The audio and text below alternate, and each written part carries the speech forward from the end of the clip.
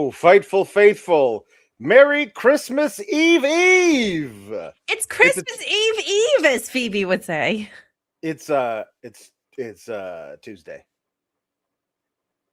It's Tuesday, December 23rd, which means it's the week of Christmas. So happy holidays and Merry Christmas to everyone who celebrates. For those of you who already celebrated Hanukkah, happy belated Hanukkah.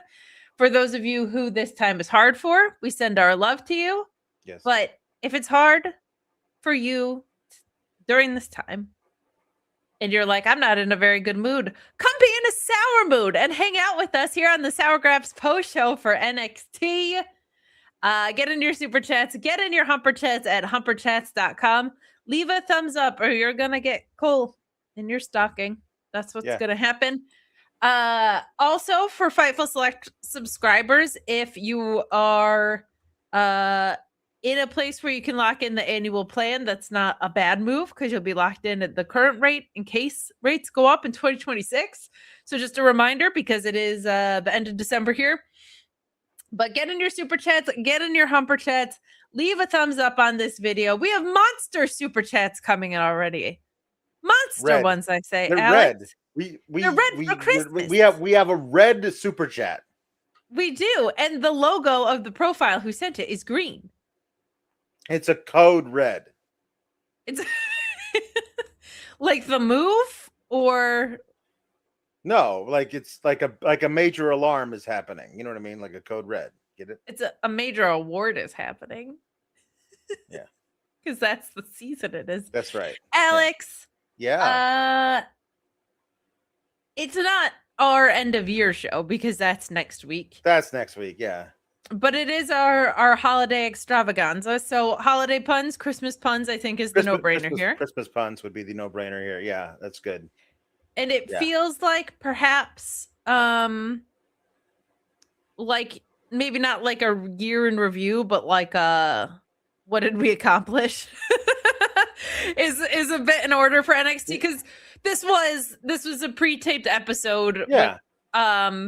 With honestly like some cohesive stuff, at least with the programs moving forward. Some of it felt like they did things for talent that might have been local to the area and things like that. They also had to kind of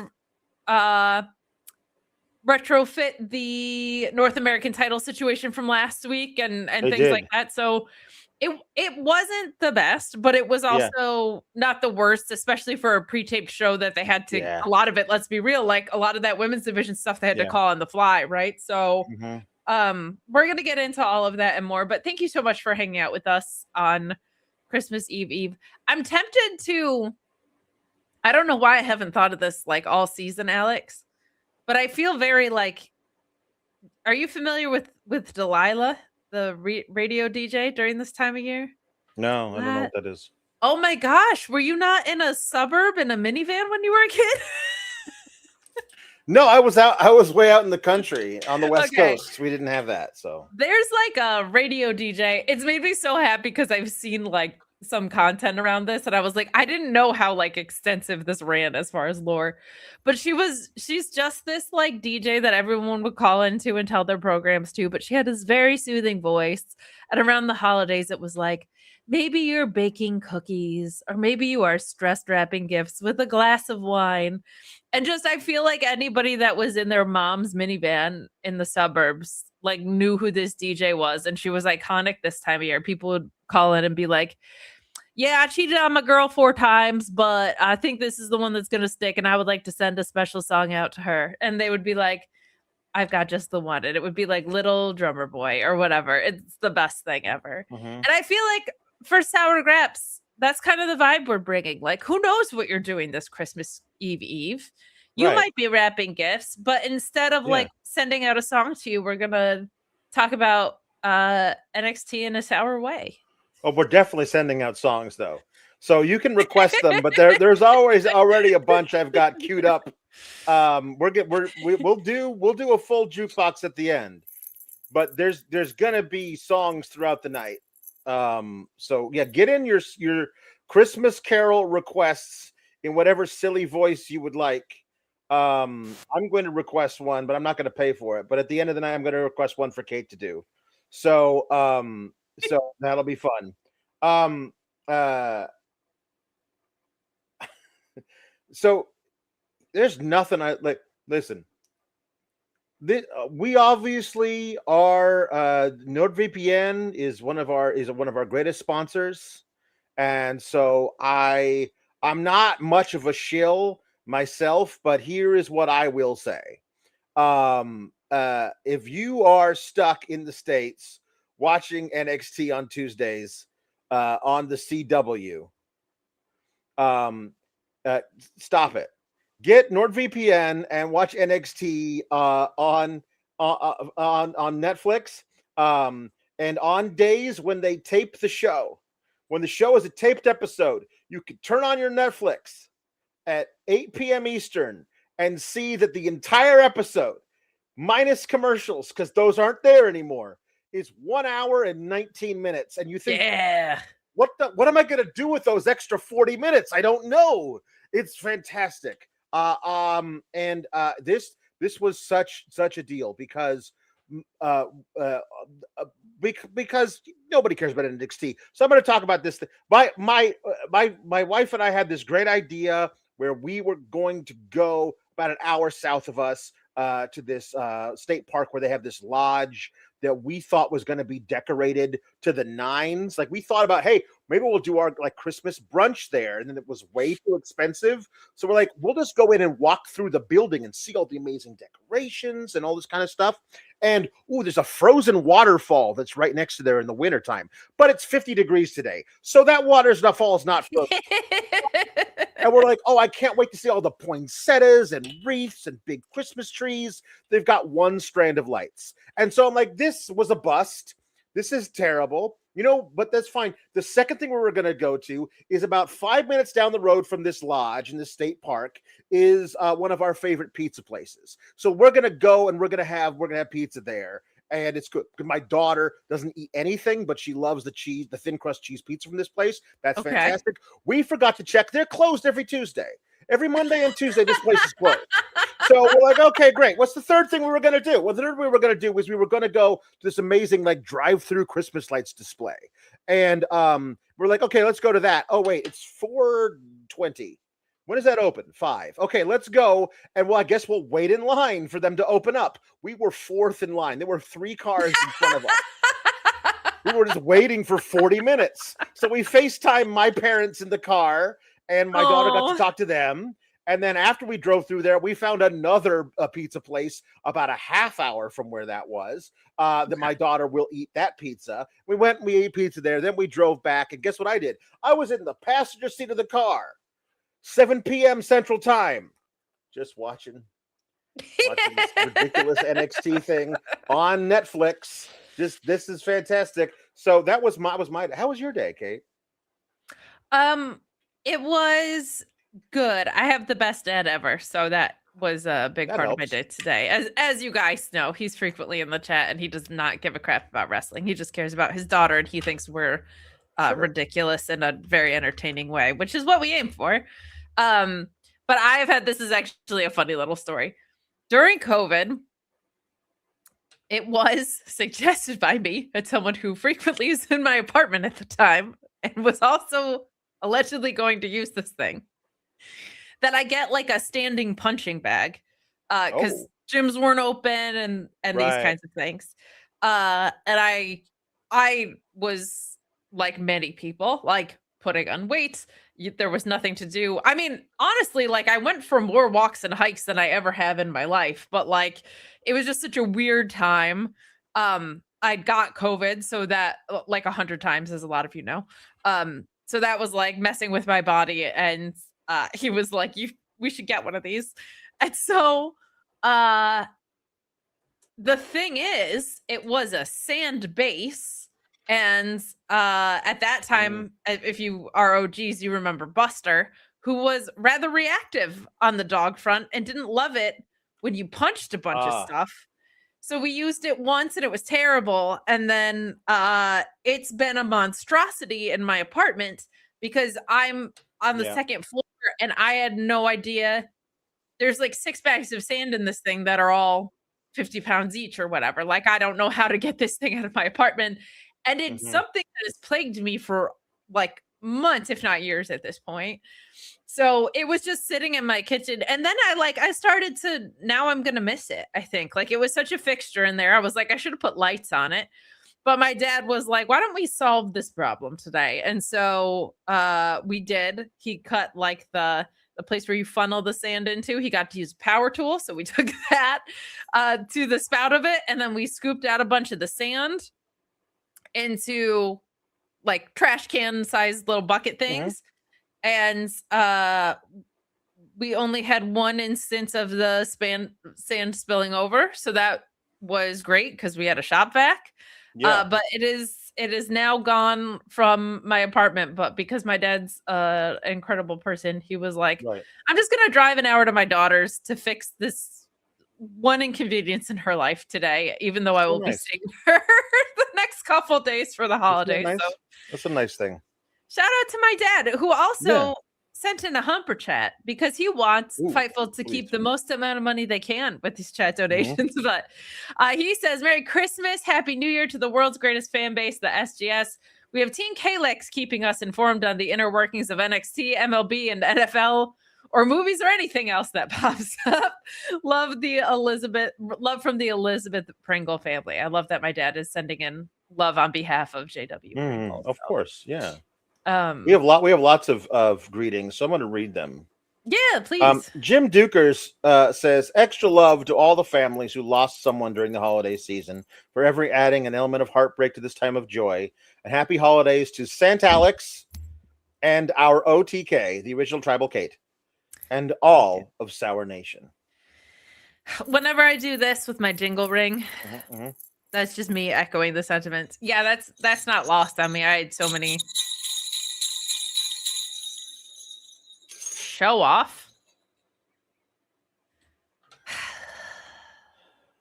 There's so many people that it's hard. It's hard when you lose someone around the holidays, especially when that's a fresh loss, and even when it's not. Like it's sometimes you miss your people at this time of year. So certainly echoing that sentiment, and we hope that you get a little bit of relief hanging out here, as hopefully Alex doesn't drown out my sympathy with his big ass jingle bells while I have this little ring over here. I mean, listen, step up your game.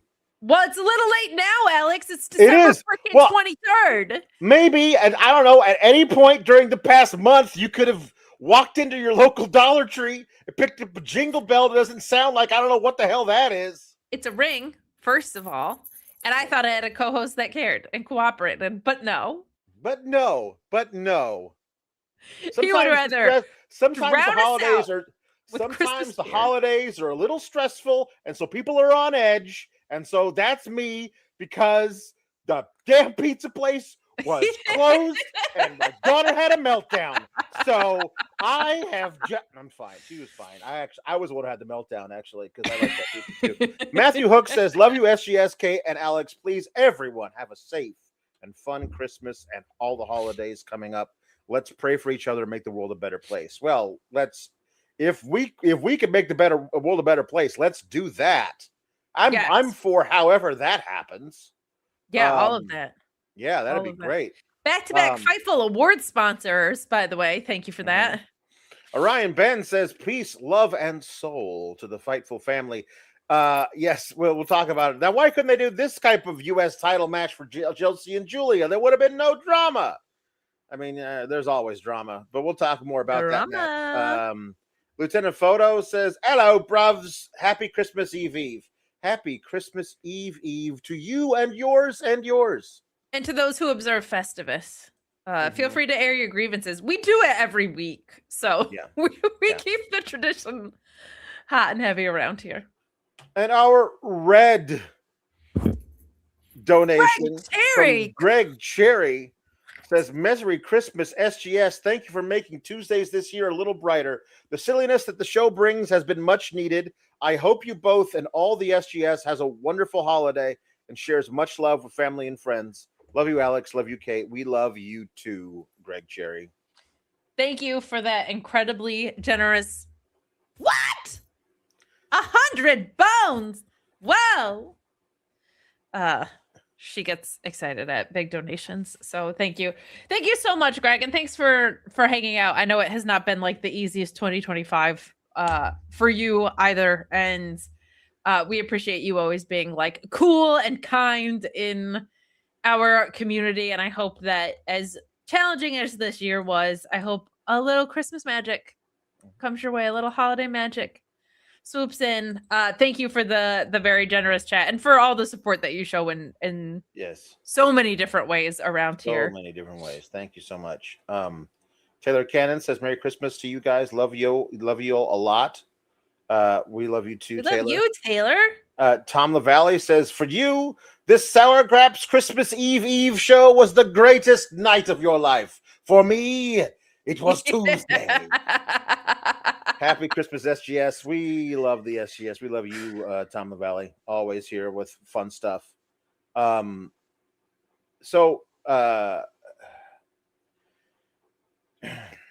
have another one. We have lots of other ones. I'm letting them trickle away.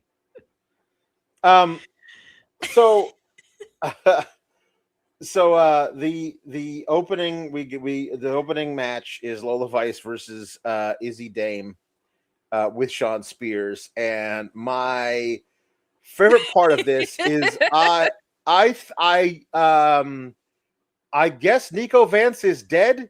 He is missing, presumed dead. We don't know what happened to him last week. We know he went missing. Izzy goes, it's Tatum. And that's it. And it's been a week and no one's heard from him. Have we contacted the authorities? Like, where's Nico Vance? He's probably dead. But my favorite part of the opening of them walking through is his Sean Spears doing his weird little I'm grasping my own elbows walk and then looking over his shoulder as though Tatum's going to appear out of nowhere and stab him in the back. Now, little did I know that would have been tame from compared to what she actually had planned. Lola Vice and Izzy Dame are around the same level at this point on the show. You know, they are who they are. They're different styles, of course, but yeah, you get it. None of that matters because near the very end of the match, Tatum Paxley breaks through the Channing Stacks Lorenzo Memorial plywood underneath the Raven's Nest. She breaks through it with a damn chainsaw and nearly falls over. Did you notice that? She was stumbling while brandishing a chainsaw, which would have been really bad.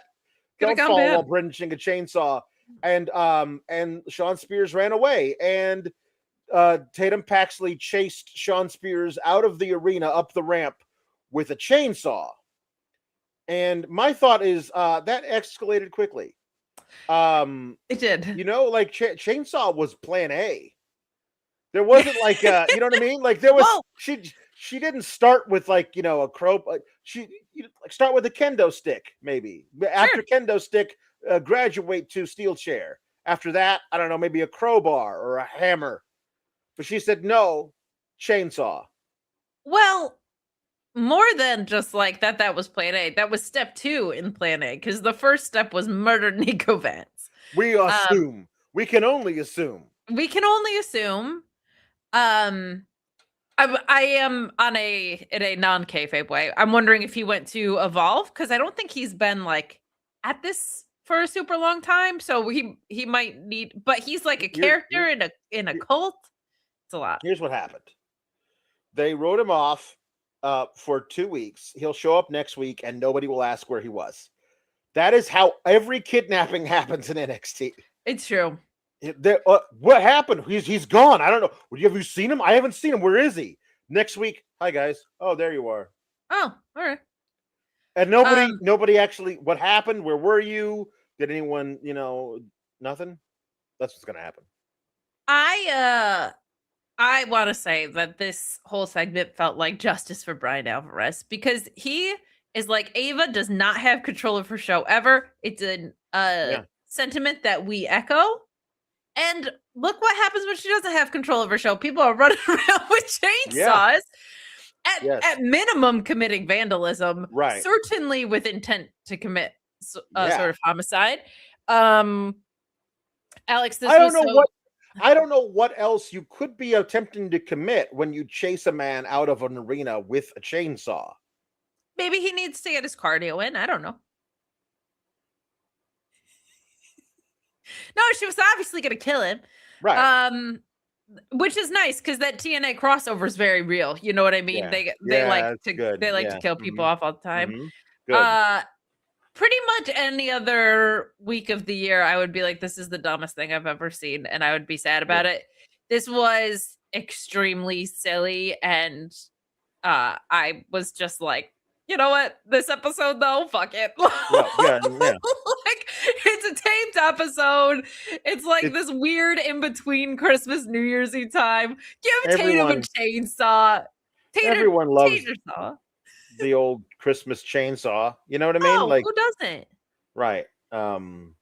Still better than Goldberg, who was in Santa's sleigh. Yeah.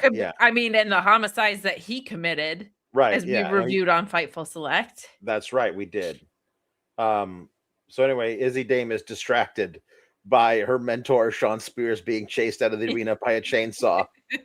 And so she's distracted by that. And so then she catches a back fist and loses to Lola Vice. And after the match, Kalani Jordan jumps into the ring and stomps the hell out of Lola Vice. So maybe my whole, oh, wow, maybe we're actually going to be a tag team thought was not accurate as of yet. Not as of yet. I don't hate that idea moving forward.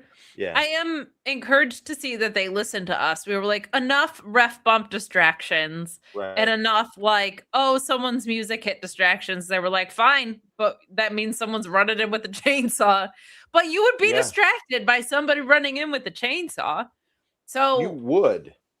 That I feel like is better and more realistic. So I appreciate that. Right. But yes, no, there's wrestling and then there's wrestling. This was wrestling. This was so silly.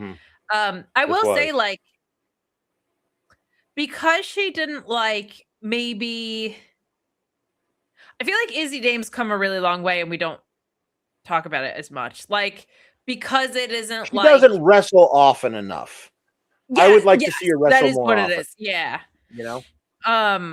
I agree, but like there's so many like athletic freaks on the show, like your Kalani's, your Souls, your Javons, that sometimes I feel like she gets lost in the shuffle, but like she has such a different style and she's come a long way and she's gotten so much more, she just seems so much more comfortable than she did like a year ago or so. Like she really commands a certain presence in a way different way than she did, which I'm glad to see. I'm glad to see that for Izzi Dame.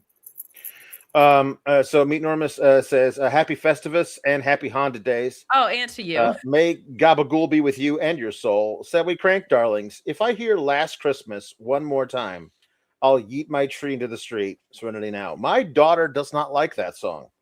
That is one of those ones she's like, I don't like this. And I was like, well, it was a time and a place.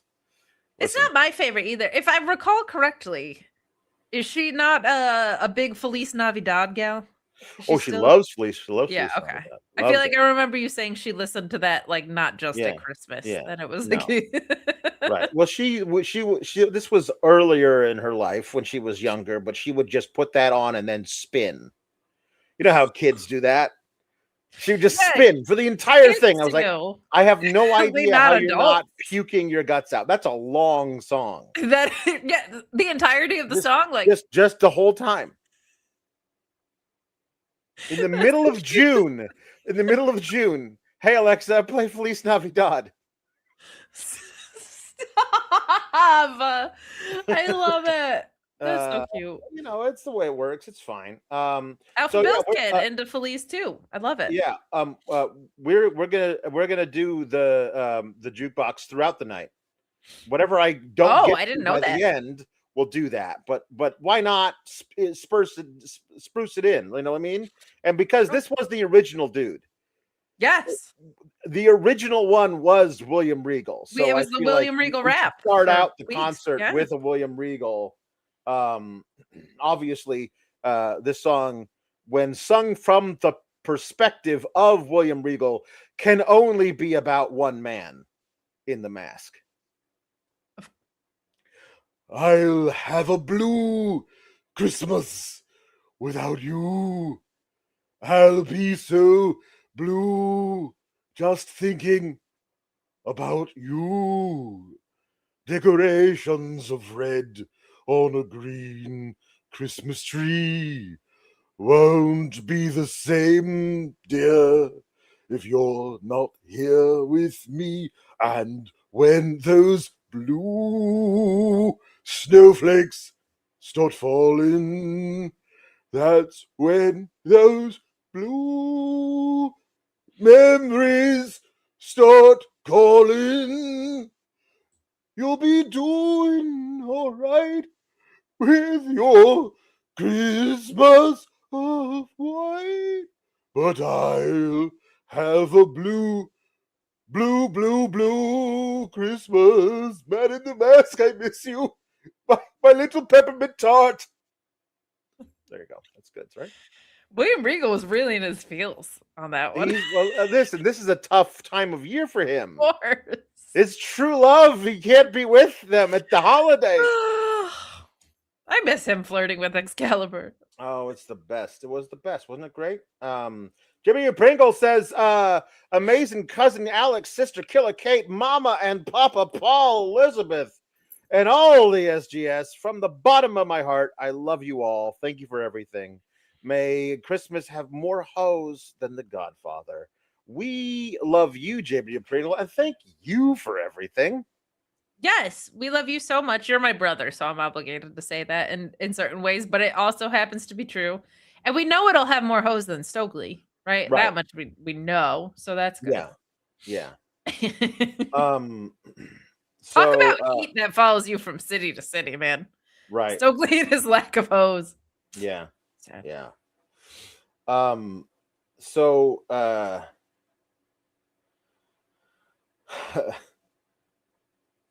so Jordan Grace is sitting alone in the locker room watching on an iPad the end of the Thea Hale and Blake Monroe match, and Thea Hale careens into the room like she was shot out of a cannon.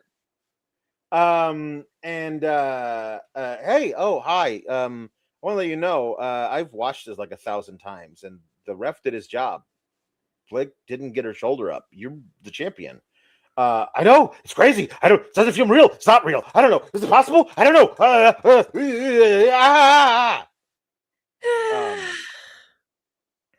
Yeah, I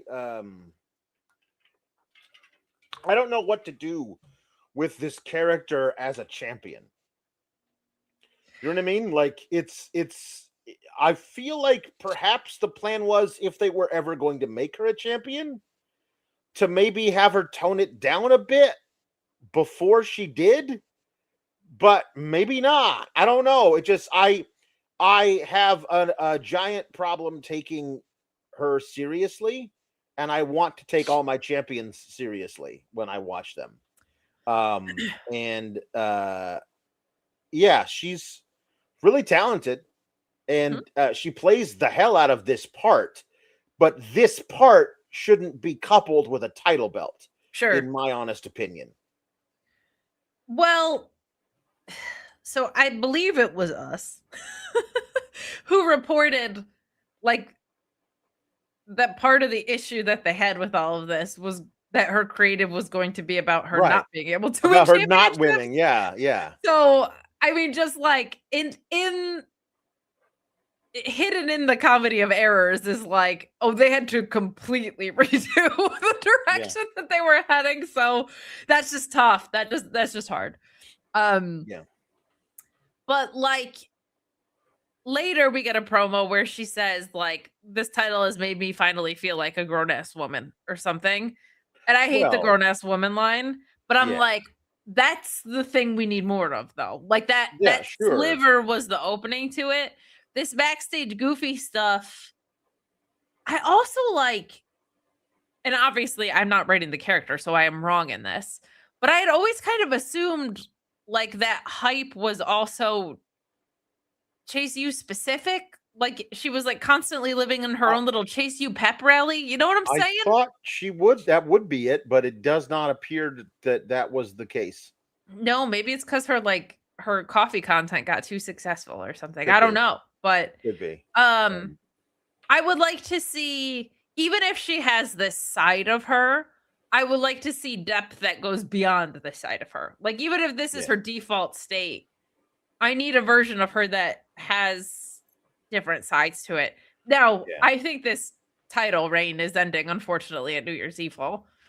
But I Yeah. also have this issue, Alex, with the show consistently insisting that wrestlers only watch, or at least continually do watch, stuff from last week on iPads or earlier in the episode on Mhm. iPads at the show. I just feel like there's a time and a place to review certain aspects of the show. And maybe during the current episode while you're being filmed is not. I mean, well, Jordan Grace wasn't going to do anything. What are they going to have her do? Wrestle? That's crazy. Jordan Grace be a wrestler who's good at wrestling? I don't think you're playing around with me now. Jordan downtrodden Grace is not working for me. I really No, hope that they Jordan Grace change that. being the like Thea being like, thank you for believing in me when nobody else would, and Jordan being like the house mom of NXT when she should be like beating the shit out of Rhea Ripley. Yeah. Like what are we like? Literally, what are we doing?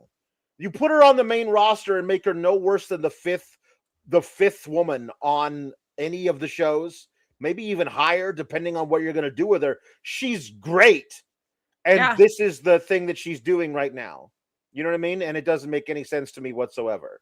Thea's promo in the ring. The problem I think with all the screaming is that it wrecks your vocal cords. I'm so glad you said that. So that when you're trying to just speak loudly, it sounds like you're screeching. And she was screeching through most of this promo, just trying to be excited. But because she had been screaming so much, it just was. And I was like, I can't hear any of that. It sounds like a drill in my ear. And it's just, there's got to be modulation to it. You know what I mean? Like, you can be excited, but the whole part, like, I am a grown ass woman. Like, that maybe there's a way to like drop that down into a realization as opposed to a proclamation as loud as you can. And she's still young and she'll get there. But this feels like a thing that they have to do. Like, and then, you know, Blake comes out in negligee and a satin robe and barefoot. And this was my, like, is this supposed to be her depressed? Like, this is how hot girls act depressed. Yeah. I rolled out of bed and these are my pajamas. Did you put on shoes to come to the building? Or did you leave those backstage? Like, this is Blake Monroe's Sad Corbin.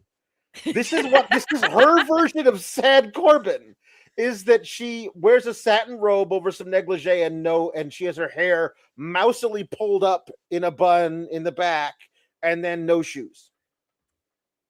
I'm not going to tell people how to live their lives, but I hope that the woman behind Blake Monroe understands that there are people who will pay a lot of money to see those feet. And so if you're going to show them for free, I'm just saying.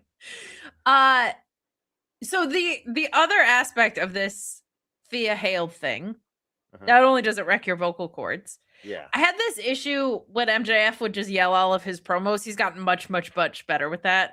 There was a while where I was like, he just yells at the, when you don't modulate your voice, everything is given the same amount of weight. I don't know why that's such a thing that I pick up on with wrestling promos. Cody is excellent at this, of like Now, crocodile tears over the top stuff is not for me, Right. but the like knowing when to quiet your voice and knowing when to turn it up thing is Yeah. so impactful in a wrestling promo, especially when it's ones where you're talking to yourself and or the crowd. Like you are so you have very little to play off of. Like it's just, especially at NXT, you just have the crowd reaction. It's so true. Yeah, you don't want to be too loud all the time. Take it from No. us. Yeah, you don't want to be too over the top with No. with no. Take it from us. There is an art to subtlety. You know Yeah. what I mean? Subtlety is really important.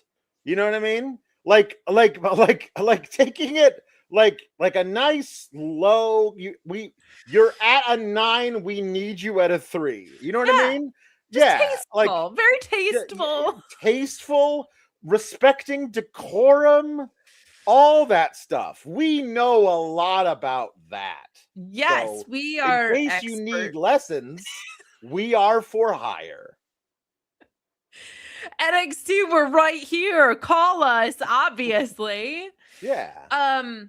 That's also something that comes with like as long as Thea Hale's been on our screen, we haven't had like a ton of she was just in Chase U. And all of her promos were like interacting with other people or whatever, these things, right? So that I think is also something that comes with rep. She's going to need to, that's probably like her character discovery thing more than that is a creative direction that's given to her thing. She just needs more time to get more comfortable with it. This is the most unraveled we see Blake Monroe, and I kind of love that for this character because like she would not be caught dead looking more unkempt than this, but she could not get it together. You know what I mean? Like I really, really like this. She, I think, has actually done a fantastic job with what got screwed up with her. Like first of all, she's the one who got the wind knocked out of her and she bounced back in the same episode to give a pretty decent little promo. So kudos to her for that. But like everybody got handed a bad situation, but she just has been such a pro in helping steer this back on track. And I give her a lot of credit for that. And honestly, I feel like they did a pretty good job with no notice, like weaving in her through line throughout this episode, because that had to be completely like set on the same day, right? So I actually think they did a pretty decent job with all this. But I had fun with her side of this. I think Thea will get better with reps and stuff, but I hope she gets more dimension as time goes on. Yeah. Anyway, because Blake says I want my title, give it to me. And Thea's like, no. And says, well, I demand my rematch. And Thea's like, you know that if you were in my position, you'd never give me a rematch. But because I'm going to be a fighting champion and also I'm a dumb baby face, yes, you can have your rematch at New Year's Evil. And then Blake punches her and there's a brawl. Yes, those things did happen, except for the part where she said, because I'm a dumb baby face. That was not so much verbatim, but it was implied.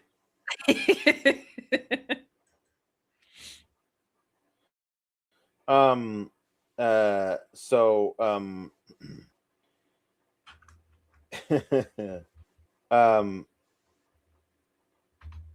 right. Next song for Louisville wants Giovanni Vinci to sing Dominic the Donkey, which is a fantastic. There we go. Hey, jiggity jing, hee haw, it's Dominic the Donkey.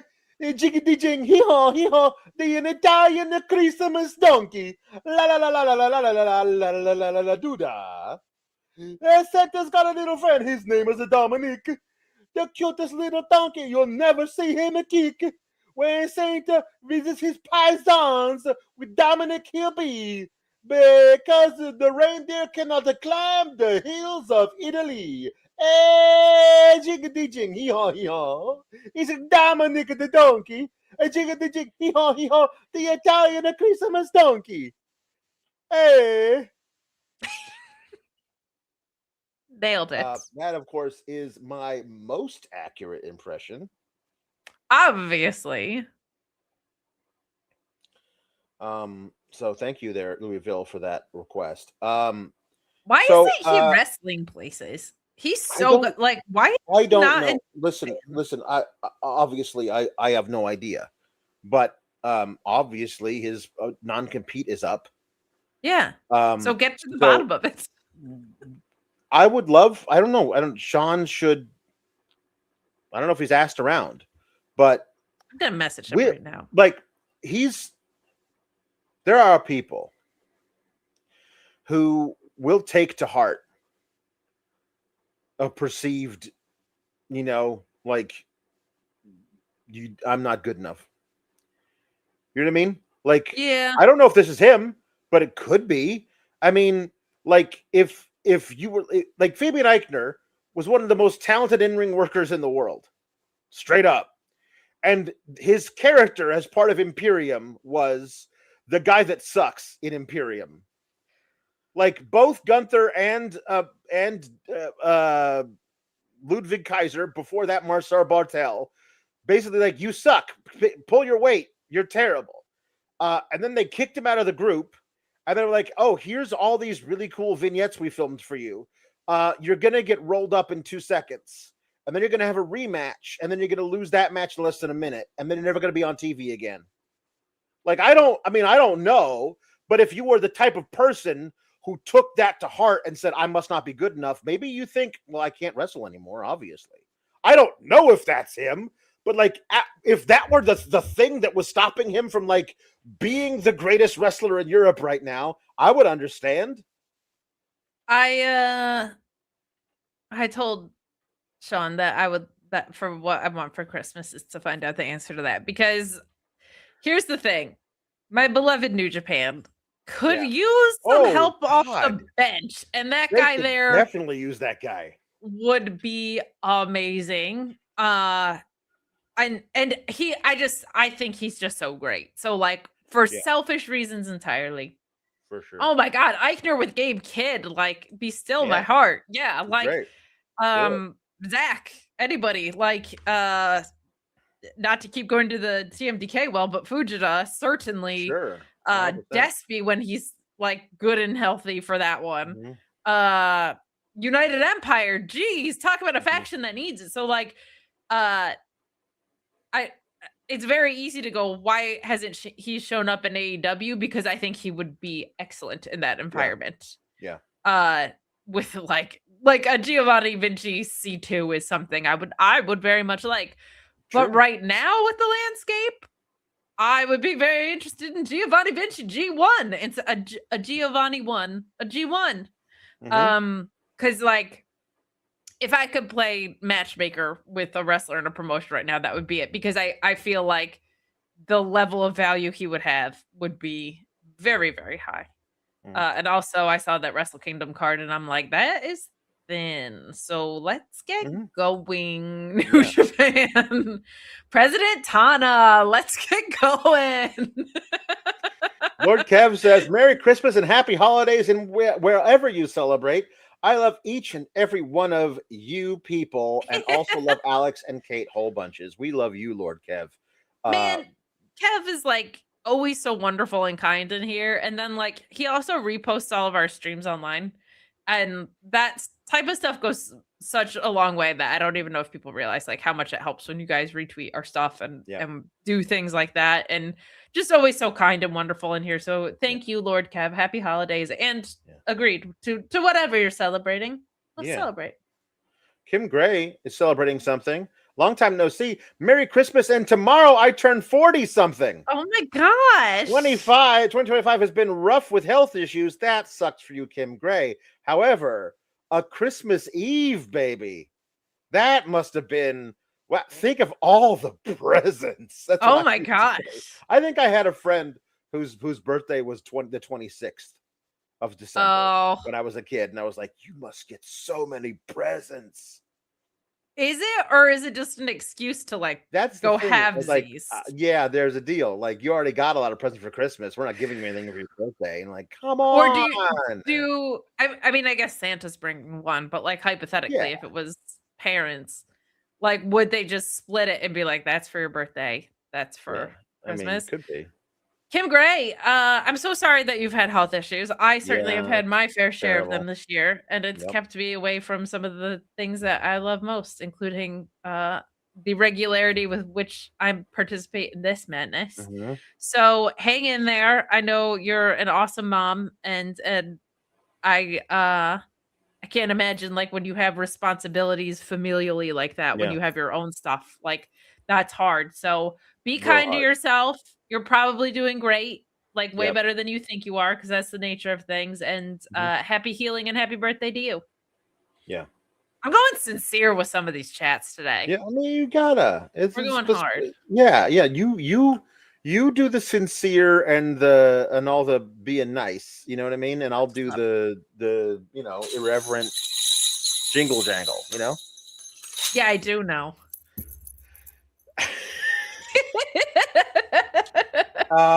Sarah Schreiber interviews Sol Ruca and Zarya, and what would it mean for you to become U.S. champion, Sol Ruca? Well, at one point I was double champion, but then I lost both the titles through no fault of my own. And Zarya is like, I'm like, okay, cool. It's happening tonight. She's gonna turn on Sol Ruca tonight. Finally, I'm like, no, I would have heard about that on a taped Yeah, episode. on a tape.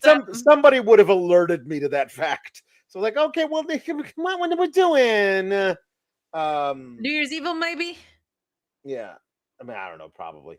Thousands of people watched her at John Cena's final show, and millions more watched me beat Paley up. Millions on Peacock. Millions. Millions, hundreds of thousands if you're lucky. It's Peacock. There was words from Not Us that, along with Javon Evans, which was us. Let me be clearer in the things that I'm saying. Fightful Select had made note that Javon Evans being, I think it was on Fightful Select. Sean had said, we'll put it that way, that like Javon Evans is being presented on TV as a free agent because he's essentially being called up. Like this is main roster eligibility. And Wrestling Observer, I think, had said like everybody that was featured on that John Cena show is likely like coming up soon. So like one, that would explain maybe the pause on this storyline, because maybe now it's like, oh well, Zarya was going to turn on they're her. Just not doing it. I just think they're not doing it anymore. They could, unless Zarya, that sounded very Jersey of me, excuse me. Maybe Zarya sends her out of the territory. Oh, like, you know Zarya. Oh, I know Zarya. She's the best. Zarya with the F5s and the spears. Maybe she one time I saw Zarya climb a mountain and then punch down a brick wall. No, you didn't. I did. I swear. Stop it. I wish I could do that while I was on the parkway, honestly. That's how my aunts sound. Who I love dearly, but that's how they sound. Maybe she heel turns her out of the territory. You know what I mean? Yes. But like after all that buildup, one match and done just feels, come on. After all that buildup, and I don't have a Bluetooth segue today. I don't know. Do you? I never know if you have what ads you have. But I was teeing you up for one right there. You were, but like the odds are just not in my favor on that kind of stuff. No, but unfortunately, I'll tell you what, like if I did need to see some like great betting odds and make some educated guesses on them, I would head over to MyBookie AG. At MyBookie AG, they say that you can bet on anything, anytime, anywhere. And they mean it. NBA, NHL, NFL, Major League Baseball, UFC, pro wrestling. But that's not it. Motorsports, golf, tennis, darts, cycling, cricket, handball, floorball, rugby, snooker, volleyball, table tennis, cycling. Yeah, you can bet on it at MyBookie AG. They got the best support system in the business. We only want you to bet what you can, and please bet responsibly. But go take advantage of being able to bet on anything, anytime, anywhere. They got live esports, they got racing, they got everything at MyBookie AG. And right now, get a $50 bonus when you deposit $100 or a $100 bonus when you deposit $200. You can bet with Bitcoin and play their great casino games as well. MyBookie AG. Alexi! Hello. Hey, I thought I would make an appearance on your Christmas Eve variety 2.5 to 3.5 hours. Because it would not be variety hour, because if that was the case, it would almost be over. So let's be honest, you people are going to go forever. So do you have a Blue Chew read going forever? No? I don't. You and Alex. Oh, that's terrible. Anyway, I was asked to come on here and sing a song. So here is me singing song. Oh, okay. Here comes Santa Claus. Here comes Santa Claus. Right down Santa Claus Lane. Hey, Vixen and Blitzen and all his reindeers. Pulling on the reins. The bells are ringing. Children singing. All is merry and bright. So hang your stockings and say your prayers and eat your vitamins. 'Cause Santa Claus comes tonight.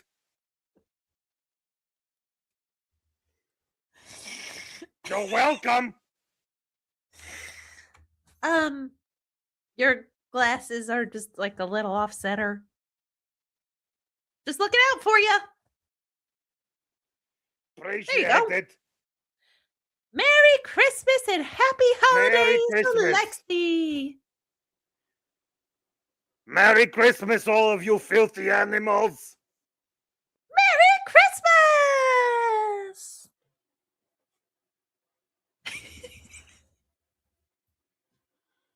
All right. My favorite part was when he was trying to adjust his glasses. The hole just kept going over his nose. Then, I also like a little peek behind the curtain, as I'm sure many of you are curious. Alex was like setting his puppet up, and his head was closer to the camera than Alex's head. And I was like, oh God, Alex is now mini Alex. Like the puppet was like, I'm the captain now.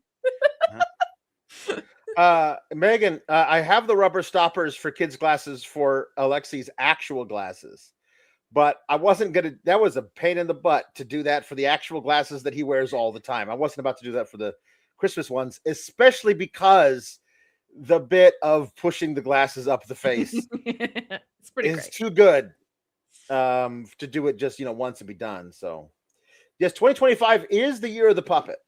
Yes. It is. So that's good. We had it's the great. Fightful holiday stream earlier, and I was on for like 20 minutes or so, and we were talking about like favorite Fightful memories, and someone had the audacity to say that Freddie got fingered was that review was one of the favorites, and I was like, well, we got a puppet out of it. I mean, we I'm did not it. like That's good. That's good. I'm not like, oh, awesome. Yeah. So Apocalypse says happy holidays, Alex, Kate, and Fightful. Happy holidays to you, Silver Apocalypse. Happy holidays to you, and also holy cow. Yeah. So another one that just came in. Yeah, I know. I saw that one. I wanted listen, 1916 Batman. This is incredibly generous, particularly because $400 in 1916 is like $10,000. Yeah. 1916 Batman says, thank you. Lost my dog this year and had a new baby. She's awesome and makes the hurt okay.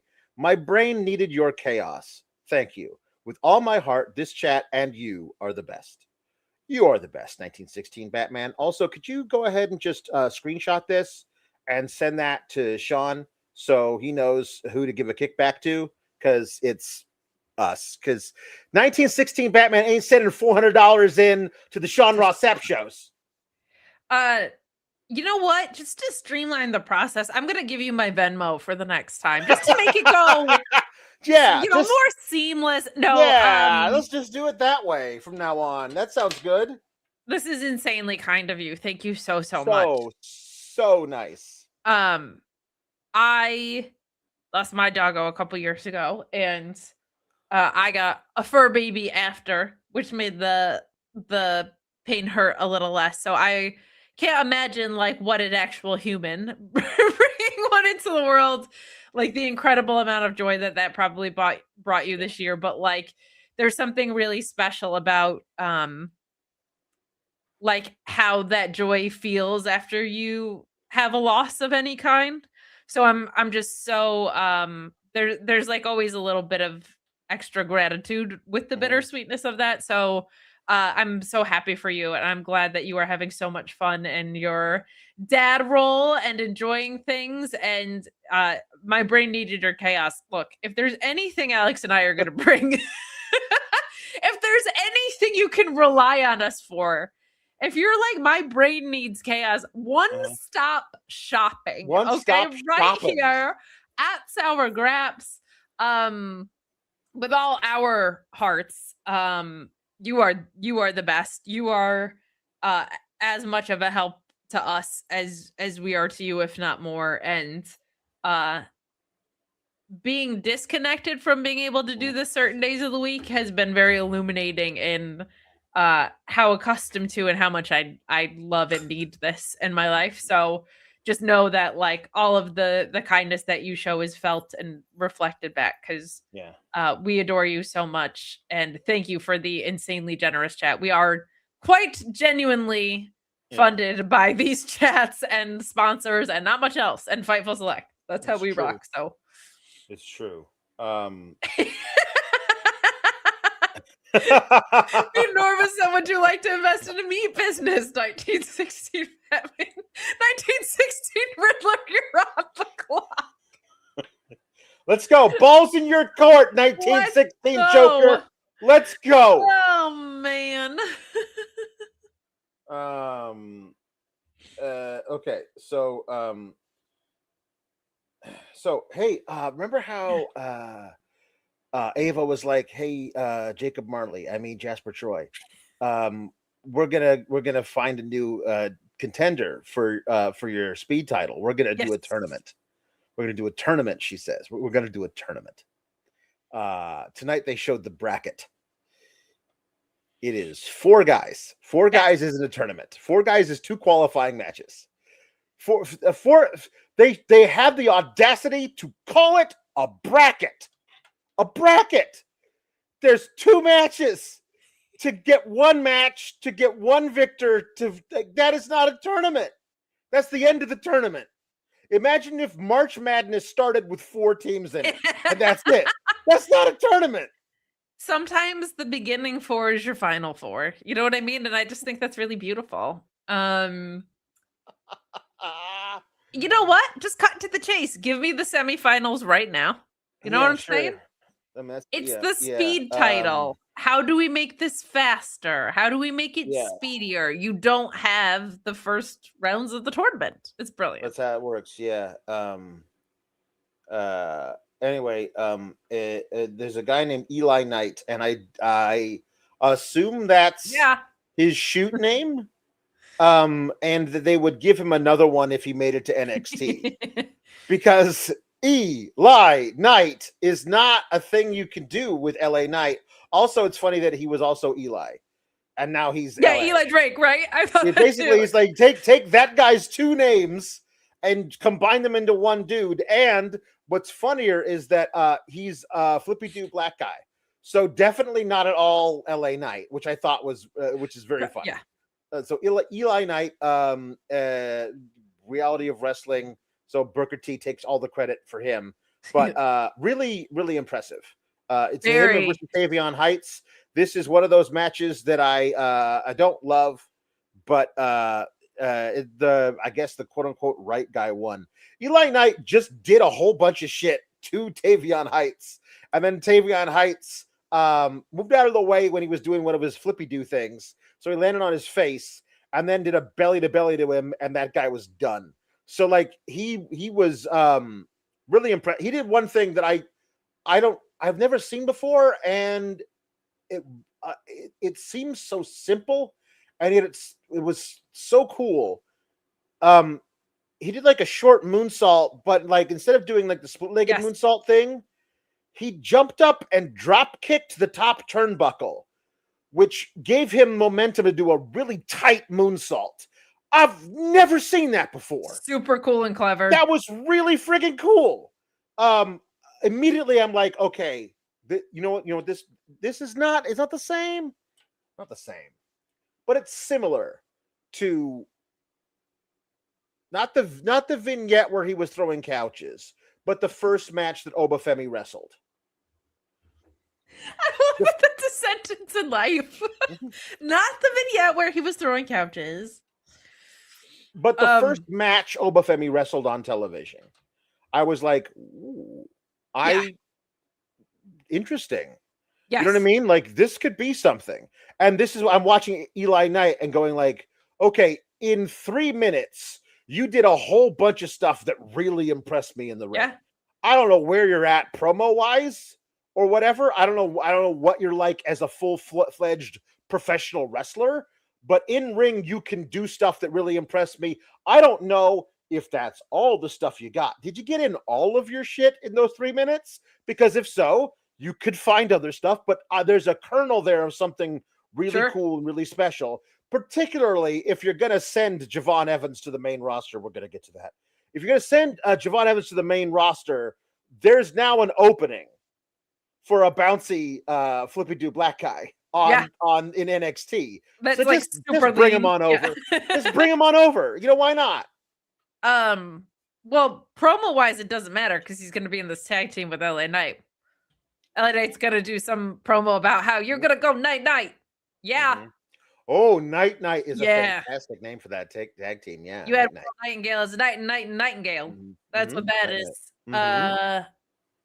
He was very impressive in a lot of ways. Like the spot that you called out, I don't know if I've never seen it before, but I definitely don't see it a lot. That was very, very cool. He could really sell too. There was Tavion Heights just getting out of the way. He like landed flush. And I always wondered why people don't sell that more, because I was like, I can't imagine that doesn't hurt so much when you jump from high heights and then you just eat shit. Like, that's what that is. And he sold it like he ate shit. He's really, really, really talented. I really liked seeing him. This is like why I think when people say to me, and I think they've said to you, like, Evolve is better than NXT. I'm like, well, because I think there's a lot of wrestling from wrestlers on that show, which is why people think that I would like it. I'm not going to watch it. I'm so tired. And I watch so much wrestling. But like, I think what they're saying is like the work rate on Evolve is very high because it is just like a lot of independent wrestlers. I was not familiar with his game. He was very impressive today. I look forward to seeing more of him. And in a speed match, I wish it was actually a tournament. Because like it would be cool if like, why is he in this is something that never got explained. And it was, well, because he was around for a double taping, probably. Right. But he's very, very good. And I don't hate the speed belt being used as something that is a way to introduce us to upcoming talent, because there's short matches that let talent showcase things in a short amount of time. Nobody watches Evolve, so lie to us and say that he qualified for this match by winning a match on Evolve. Sure. Or put that match on Evolve. I was going to say, I'll take it one step further. Put 4 guys in the ring in a 4-way match, and the winner gets a spot in the speed tournament on NXT. Then have him win it. Done. And then show footage of him winning that as opposed to showing him doing indie stuff on the indies. Show footage of him winning that match that got him into this tournament. Now, Tavion Heights, fresh off a loss to Josh Briggs. Yes. I'm going to talk about the other qualifying match / first round of the tournament / last round of the tournament. I think I know where now, you're going with this. Lexis King and Andre Chase. Well, I don't know when the last time I watched Andre Chase do anything in the ring. As part of a tag team match that they definitely lost because those simps never win anything. Leafy green and ponytail mustache. They haven't won anything ever. So if they were in a 6-man tag involving Andre Chase, they definitely lost. And Lexis King got squashed by a rookie 2 weeks ago. I know he's doing stuff in TNA. It doesn't matter. I need somebody stand on camera with a microphone and tell me the criteria for how people get into the speed tournament to crown a #1 contender for the speed title. Defend it on camera. I need to see it, hear it. I need to be able to, I need to know, because I don't believe that anybody should lose their way into a top contenders tournament for any belt. The criteria were, are you around for this taping? Which is not great. I previously held a cup, so I now get to be in this other stipulation. This also was, I'm sorry, like, it was not very good. Like, this No, the match was Lexis not King good. and Andre Chase was bad. Yeah, it was very bad. It was bad. Lexis King won with the coronation. Who cares? I like Tavion Heights and Eli Knight shaking hands afterwards. That's a tag team I wouldn't mind seeing. That'd be kind of cool. That was cool. Night Heights. In the Night Heights. Night Heights is pretty Manuel's cool. Let's do Night Heights is great. That sounds like a buddy cop show. That from the that 80s. sounds awesome. Night Heights is wonderful. Let's make them a tag team just so they can be called Night Heights. Yeah. You know what? Right now, I am shipping Night Heights all the way to the tag team titles. Shipping them to the tag titles. Night Heights to the tag team titles. Let's get it done. HBK, Hickenbottom, I know you watch. Night Heights to the tag team titles. Or are they going to have Height Nights? And it's going to be for it's episodes where it's just extremely tall people. You got to be 6'5" and over to compete. Heights at night. Heights at night. Heights it sounds now where it's a Disney theme park ride. Oh man. So next week, Tavion Heights, one half of Night Heights, is gonna take on Lexis King, leader of the group of guys who are trying to take over TNA. Because I don't know, whatever. What is? I mean, I think they're trying to take over AMC. Aren't they? Yeah, that's right. Yeah. Right now, it's pretty easy to take over TNA because they're not filming anything. So, like, that's fine. I could take it over at this moment. Yeah. But next year, yeah, that's when it's all coming together. So Blake Monroe is walking in the back, and she is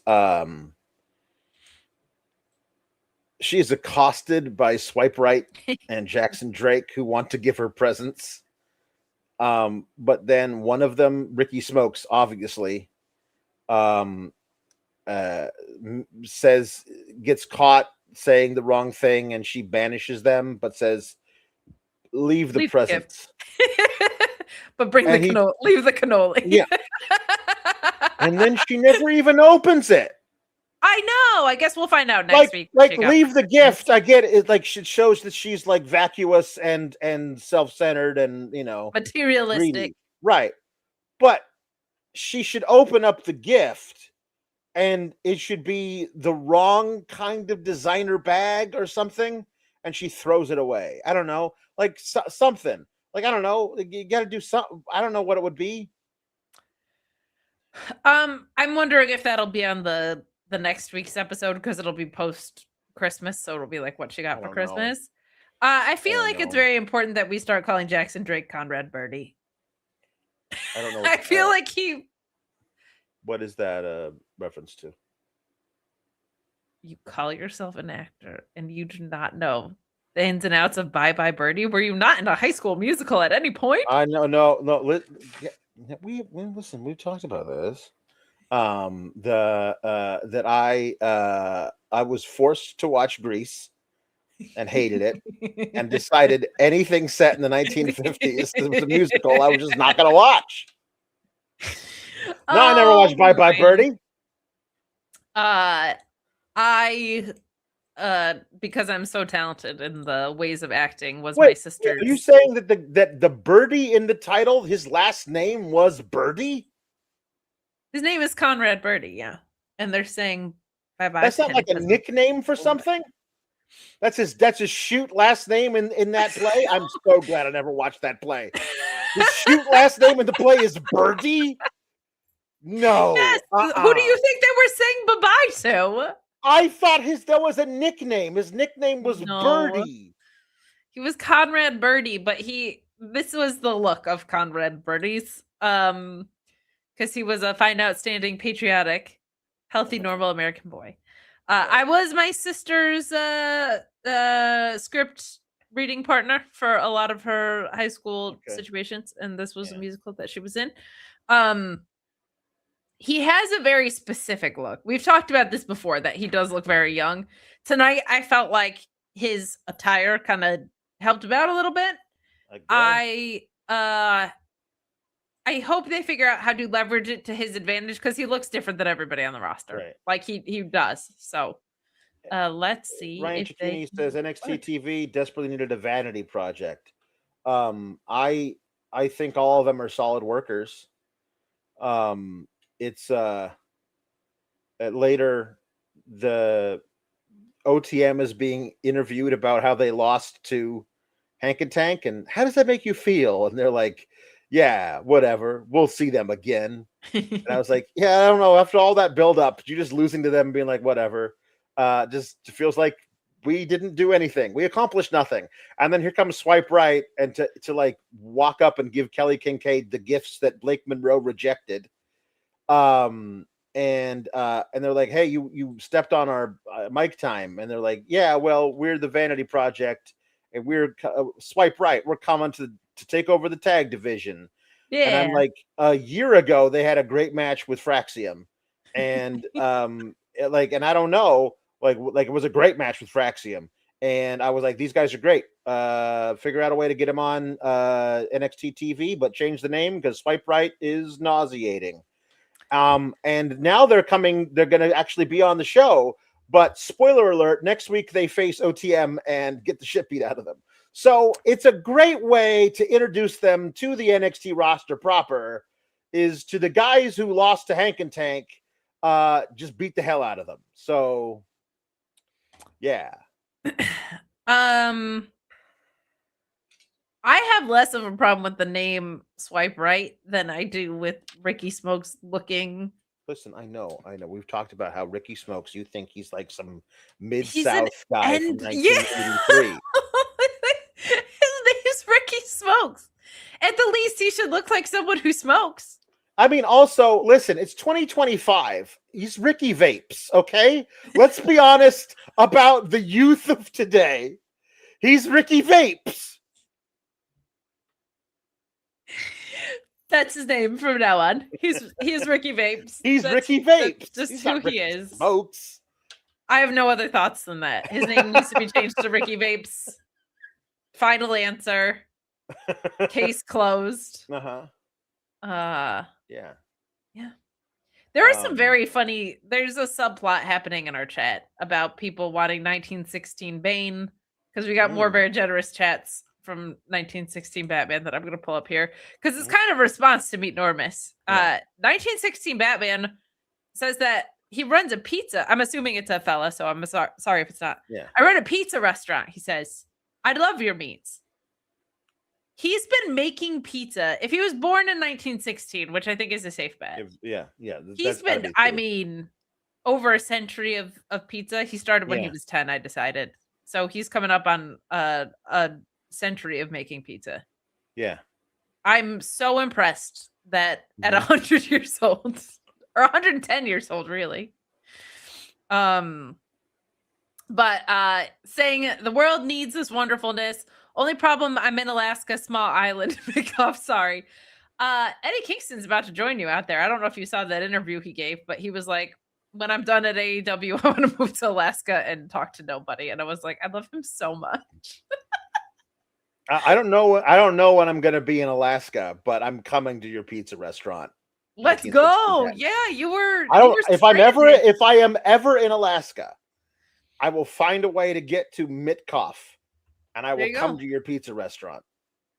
I don't know much about the geography of anywhere, much less Alaska, but I do know WrestlePro runs independent wrestling shows out of there and does training, which is pretty cool. They go there like once a year or so.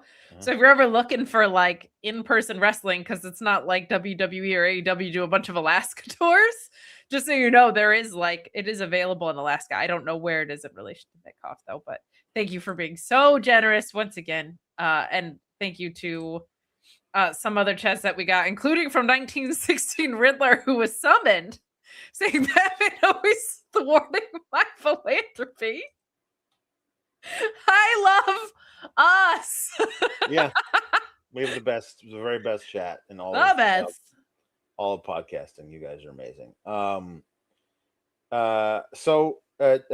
Kelly Kincaid welcomes Obafemi and Leon Slater for a sit down. I want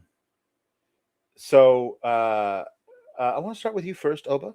What amazing accomplishments. You won the title at New Year's Evil, a world title, and you held it until No Mercy for over 7 months. Math is hard. That's 8 months. Like, he held it for almost 9 months. When you say over 7 months and it's like a week shy of 9 months, technically you're right, but I don't know why you dropped it down a month. You held it from the first week of January until almost the end of September. That is a lot more than 7 months. So over. You know what you just said? You held the title from January, the first week of January, to the last week in September, over 7 days. That's technically true, but it's, you could be more accurate with your timing. I'm just saying. The most important part is it's the length of, he could have carried that title to birth in that time. Right. And I wish he had gone with like, you gave birth to a championship. Yeah. I did, like you said, that the only blemish on my record, I erased it. That he's so good. He's so good. He said, I am no doubt I am the ruler of NXT. And like, Kelly Kincaid is somebody that I don't really care about either way. Some people have a connection to her because of Ring of Honor or whatever. Yes. But in this interview, this was insipid. Her insisting on calling them to their face their nicknames in a way that just felt like they're like, the mandate in this interview is get the nicknames over. Like, hey, well, what is next for the ruler? And I'm like, why don't talk to them like? And so Leon Slater, the youngest in charge. What's next for the youngest in charge? And where did you get that wonderful nickname, the youngest in charge? Youngest in charge.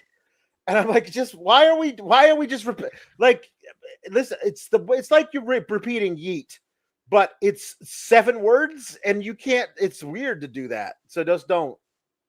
So I also didn't love her in this, and I am a Kelly Kincaid stan, I will say. Like, I am someone that had a connection to her in ROH. She was also very good in the ring in her time there, not like the world's greatest, because ROH didn't really put an emphasis on women's wrestling at all at the time.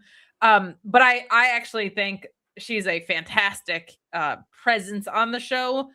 This whole sit down missed the mark for me because not only the things that you said, but I like, actually, it's so funny that we're talking about this.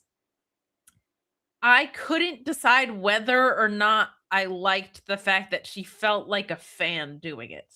She was like, Oba, Yeah, like, it did. what a year you've had. Like, kind of the way you and I talk about it. And I don't know Yeah. if it's I don't like it, but it's good. I don't know if I don't like it and it's not very good, or Mhm. it was just jarring to me and I actually do like it. It was very weird to hear her talk uh like how you and I talk about Oba almost. Not like as Right. not like Yeah. she wasn't gonna propose to him like you are. But it was just weird. And I was like, I don't know if I've ever seen her in a sit down really either. Like most of the backstage work I've seen with her has been like live mic in hand talking to someone. Right. So maybe it was also the Yeah, yeah, environment. I will say I thought Leon Slater, because this was kind of an introduction about who he was a little bit too. I thought he did very, yeah. very well with this. And I'm just so glad that he is in NXT. Yeah, oh yeah, no, he's very, very good. I like the story about like the reason why he's the youngest in charge is because it was just him and his mom and his sister, and he had to be the man of the house. Started wrestling training at 9 years old. And like this is a really it is an inspirational story, and I love that Oba's like, that is a very inspirational story. But it will not matter when you are across the ring from me because you will not have a happy ending. And then Leon Slater's like, whoa, whoa, whoa, no more trash talk. I'm like, man, if you think that's trash talk, that is not trash talk. Like I will beat you. It's Oh not man, trash talk. It's so not trash talk, but it is. Oba has this incredible way of being condescending without being condescending. He's So very it's just it's dismissive. He's not condescending in like yeah, a snotty way, no, but there is this stench of like, that's yeah, so cute with yeah, everything that he says in response to people who are mhm, like, this is why I stand a chance against you. He's like, you're adorable. Which right, I love about his character. hmm So this was an effective sit down hmm despite how clumsy it is. Like it accomplished what it set out to accomplish, I think. yeah. Um I just love NXT talent Leon Slater, who is definitely He he is. has the TNA X Division title around his neck, and I'm like, you hmm don't even go there anymore, though. No, no, you are an NXT talent with a TNA title now. We are NXT. Yeah, yeah. Okay. I think we will do another song because they're starting to stack up. Are you gonna also Well, do a dance? Because I feel like you should. It's a no. song and dance. Um, it's me. Listen, I'm sorry, I'm late. I was supposed to be the MC of this whole shindig, but here I am now. I'm gonna sing. Well, not that one. That was not one I was gonna. I was gonna sing a different one because I googled a different one first. So hold on, if I can find it. That's okay. Well, that was. Oh, here we go. Dusty Things, I Will Be Hitting You for Christmas by Everclear. Oh my goodness. Thanks for the Christmas card. I don't want to hear about your new job now. I don't want to hear about your new boyfriend, baby. I don't want to hear about it all working out for you. No, I don't want to hear about it now. I don't want to hear about your swinging new place, baby daddy. I don't want to hear how everyone thinks it's great. I just want to sit in our apartment and hate you. Yes, I will be hating you for Christmas. Merry Christmas. Not super upbeat, but I appreciate it. I think we've all Thank you. had years like that, and I Yeah, appreciate your performance. yeah. Well, thank you. I will be around to sing more songs. And don't go away, because at the end of the show, it'll be me reciting the entirety of "'Twas the Night Before Christmas." Let's go. Hi. Okay, so let's get going here through this. They shake hands at the end of the sit down. I don't know. So Ava's in the ring with all the security, and here comes Javon, and here comes Ricky Saints. So was it last week? We were so excited about the prospect of Javon Evans getting past Ricky Saints, and then finding a way to get to Stand and Deliver, and then beating Oba, and then being the NXT World Champion, because that feels like a step on the journey of Javon Evans that not only is he owed, but that is necessary for him to then move on to the next thing. When he comes to the main roster, him having been a former NXT World Champion immediately gives him a kind of cachet that erases all the, he's only 21? Wow. Like, you know, it erases all that because he's already been an NXT World Champion, and you can list all the guys who were NXT World Champions, and he's among them. That's a really good thing for him. And it also just pays off the perfect storyline of Javon Evans coming so close to beating Obafemi over and over and over again, getting thwarted over and over and over again, and finally doing it. And he's on the main roster now. He's on the main roster now, and he's being courted by both Nick Aldis and Adam Pearce. He's doing the free agent BS thing that they did with Braun Breaker a couple years ago, where he signed an exclusive contract with SmackDown 2 weeks before the draft, where he was drafted to Raw. So I don't know if they're going to be that dumb with Javon Evans on the main roster, but they might. And here's my thing. Is it cool that Javon Evans gets to be on the main roster and make more money on the main roster? Yeah. Is it cool that on the main roster he's going to be booked like dog shit for 5 years? No, because would I rather have him have a 6-month world title reign in NXT before he starts getting booked like dog shit? Yeah, maybe the 6-month world title reign in NXT makes it much harder to book him like dog shit on the main roster because he's got that cachet of being a former world champion. Didn't work for Mello. They're finally doing something with Mello, but maybe instead of it taking a year plus with Mello, it would only take, 6 to 8 months with Javon Evans. Maybe they're finally getting better at it. They're not. And that's my problem with this, is that there's a possibility for something really great in the career of Javon Evans. You only get so many shots at culminating a perfect storyline, and they're taking that away from him to put him on the main roster, where I think at best he's going to be a guy who loses the big one over and over and over again, which he was kind of so far in NXT, but the implication always was in NXT, eventually he is going to win the big one, and he's going to be the world champion. And I will be shocked if Javon Evans is a world champion in WWE main roster before he's 30. Might be U.S. champion or IC champion or one half of a tag team champion. I'll be shocked if he's a world champion before he's 30, simply because of how this company works. So I would like him to be the NXT world champion before all of that bullshit starts on the main roster, but it appears that I and he are not that lucky. Well, one of the things that sucks about this is the segment I thought ruled between him and Ricky. Yeah, it did. I was like, whoever wrote this needs to write all of the episodes by themselves all the time. To your point, the overarching and seemingly inevitable Javon Evans call up.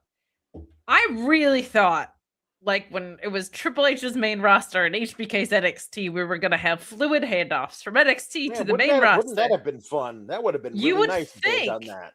Because they're besties, allegedly. So I say allegedly because I don't know either of them, not because I have reason to believe otherwise. But, like, it feels like they're doing this with Sol Ruca, too. Like, I feel like the handling of the Sol Ruca and Zarya storyline has gone on like 6 months too long, but they were clearly setting up for something that they might not be able to cash in on. The Javon Evans stuff feels like they were setting up for something that they're not going to be able to cash in on. And the thing is, it comes up during the cycles that are at their most important programming, right? Like into Stand and Deliver time. The segment itself was so great, and like I'm so excited to see Javon on the main roster.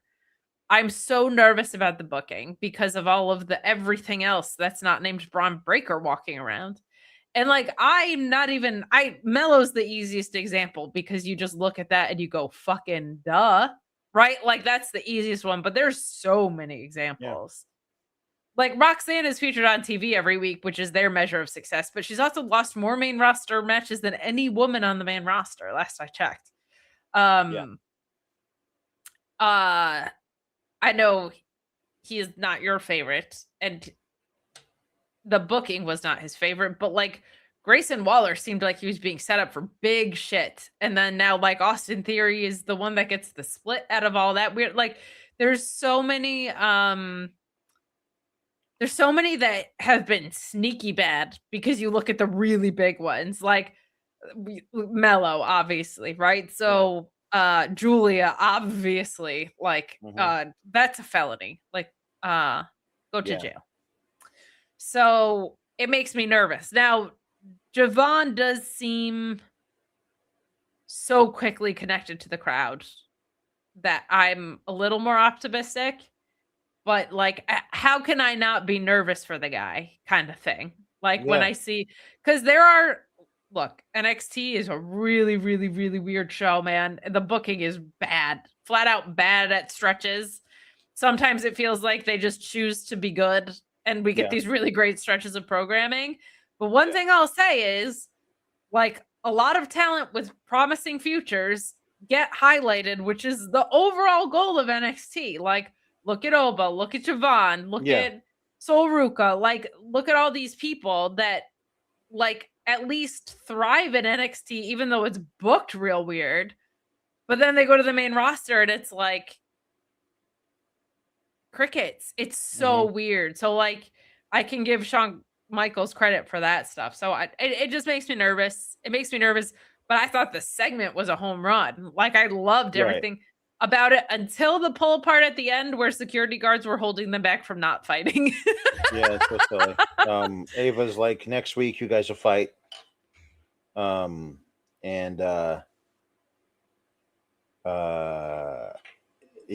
alert.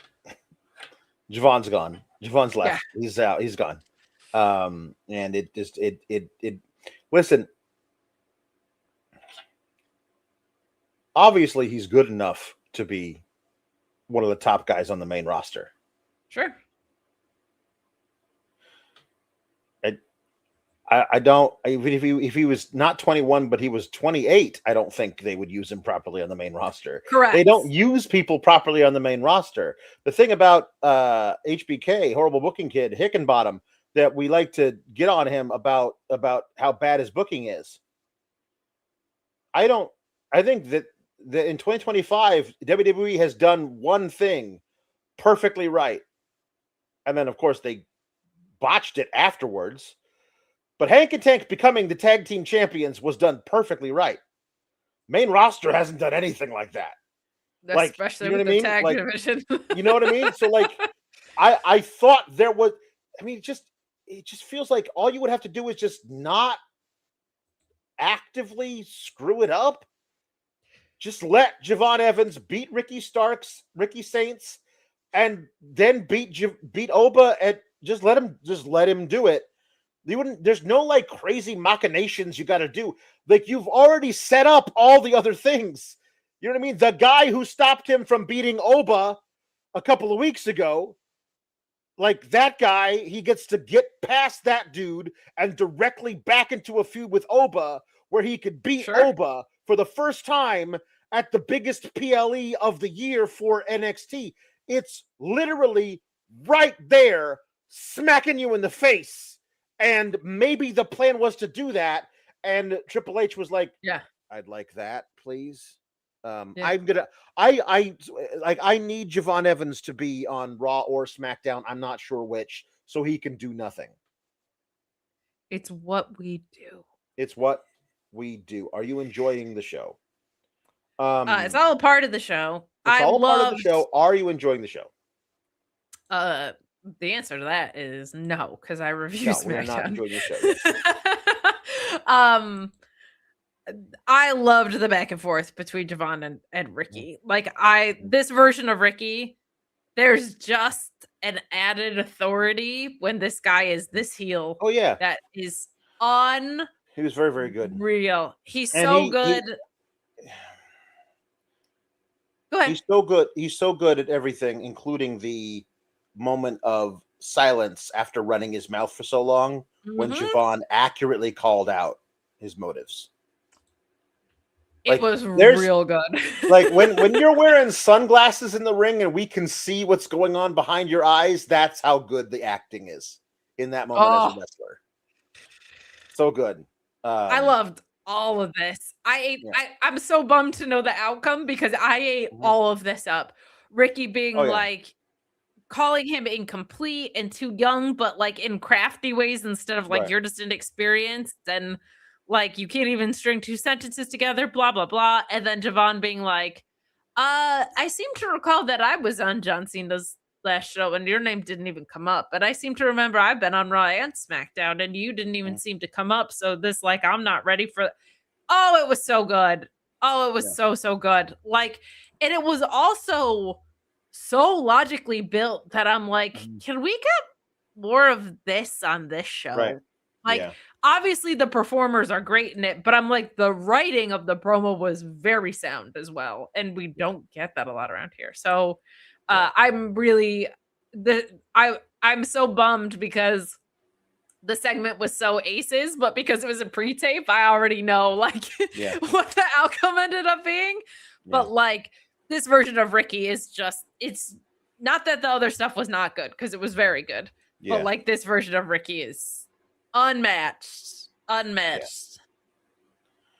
Cicchini saying happy holidays all, with rumors of call-ups for the 4. I'm assuming that's everyone who was on the Saturday Night's Main Event. I do see some doing double duty. Well, I mean, Leon Slater might be doing triple duty. Tough to book without ever knowing the plan. Side note, who'd have thought Undertaker is the best WWE booker? Is that in reference to our friend who's a fog fraud?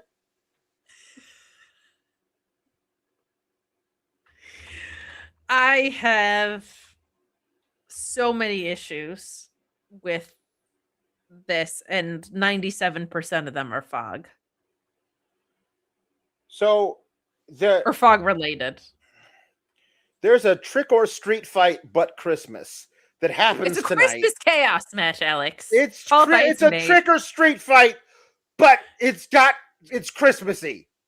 Okay? Christmas chaos. It's chaotic. Yeah. You're making that stuff up. Stop it. Yes. Shiloh Hill and Skylar Raye. And I thought, hold on. As I was watching the two of them together, I thought that a certain person we know would pronounce it some way. Look, it's Skylar and Shiloh. Get it? I just realized I am now wearing 3 pairs of glasses. I am wearing 3 pairs of glasses now. This is a problem for me. This is how you know. This is trifocals. That's what this is. This is the regular glasses plus the glasses plus the old lady glasses. That's why it's Skylar and Shiloh. It's for when you're nearsighted and farsighted and nearsighted. And also medium-sighted. Middle-sighted.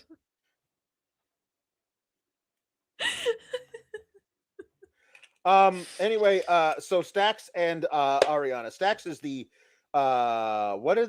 is it international champion, whatever the fuck. He beat Steve Macklin for it.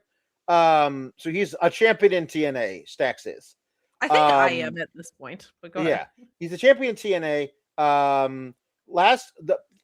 For weeks and weeks and weeks, he and Arianna Venti have been like basically making out throughout episodes of NXT.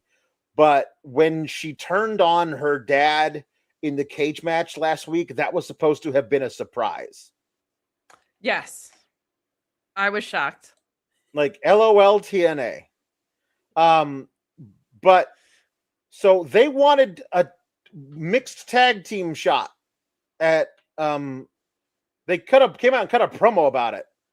And the following week they go out and lose to the two rookies. I mean, with no fog interference, Alex.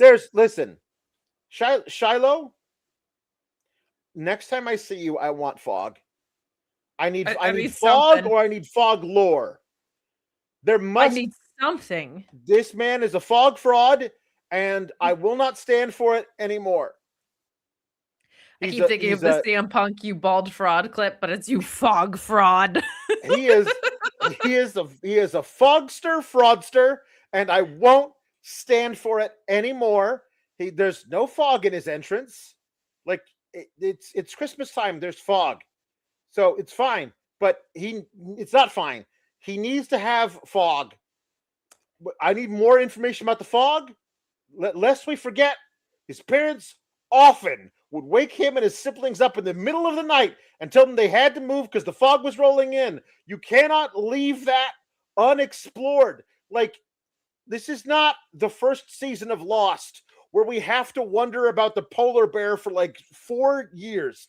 I need to know about.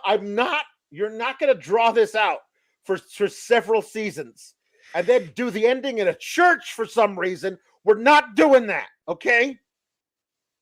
What, can't have it. This is fine. Like Arianna Grace was super game and did a crazy bump onto a Christmas tree.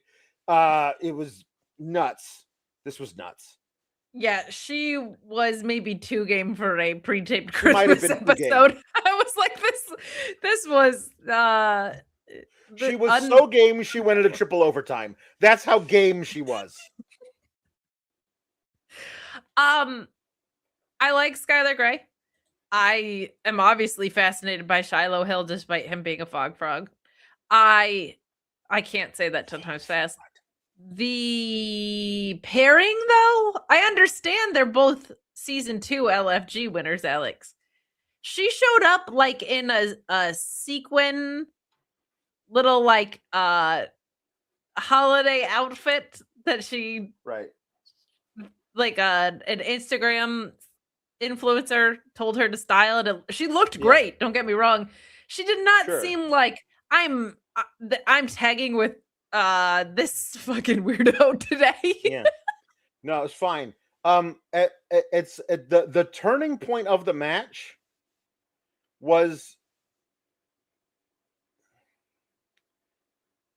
Shiloh Hill taking out his retainer that contains his one false tooth and then handing it to Arianna Venti, who reacted as though someone had placed a live tarantula in her hand.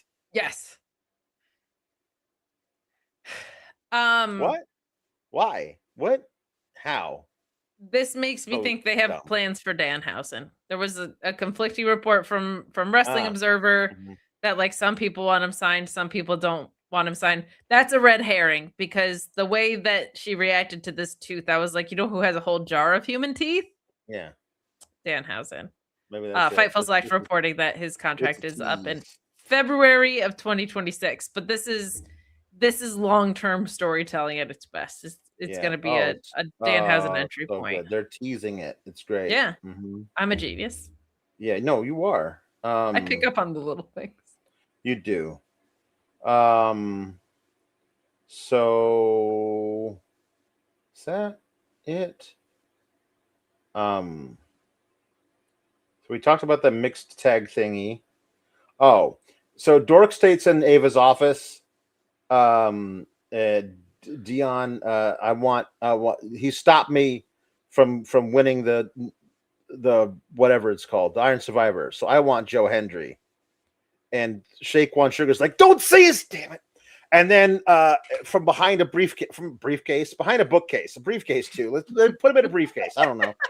Behind a bookcase is Joe Hendry, and he Dion Lennox wants a match with him, and because it's a wrestling show, they say no, you can't have a wrestling match with him. Instead, he's going to have a concert next week for New Year's Eve.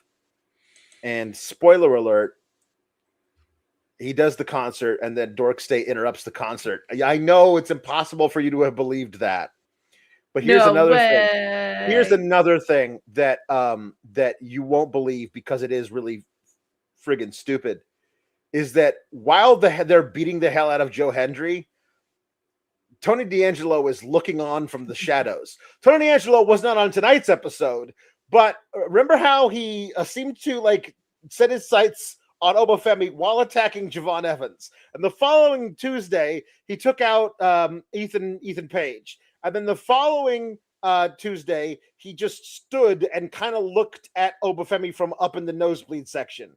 If you can have nosebleeds in a 300-seat warehouse. And then the following week, which was this week, he didn't do anything. And the following week, which is next week, he is apparently targeting either Joe Hendry or Dork State. This is a even worse rollout of a guy's new creative direction than it was after Dork State debuted last February. Like, everyone was super excited for Tony D to be back. You haven't put a microphone in his hand. It's going to be a month. It's going to be a month that they haven't done anything to like tell us at all what his motives are. Or what, are you waiting for him to grow the beard out even more? What are we doing with Tony D'Angelo? What if he beats everybody? Hear me out. What if he beats all of them, wins the North American title and the world title? Your thoughts? Okay, that's good. I like that's fine. If Obafemi, okay.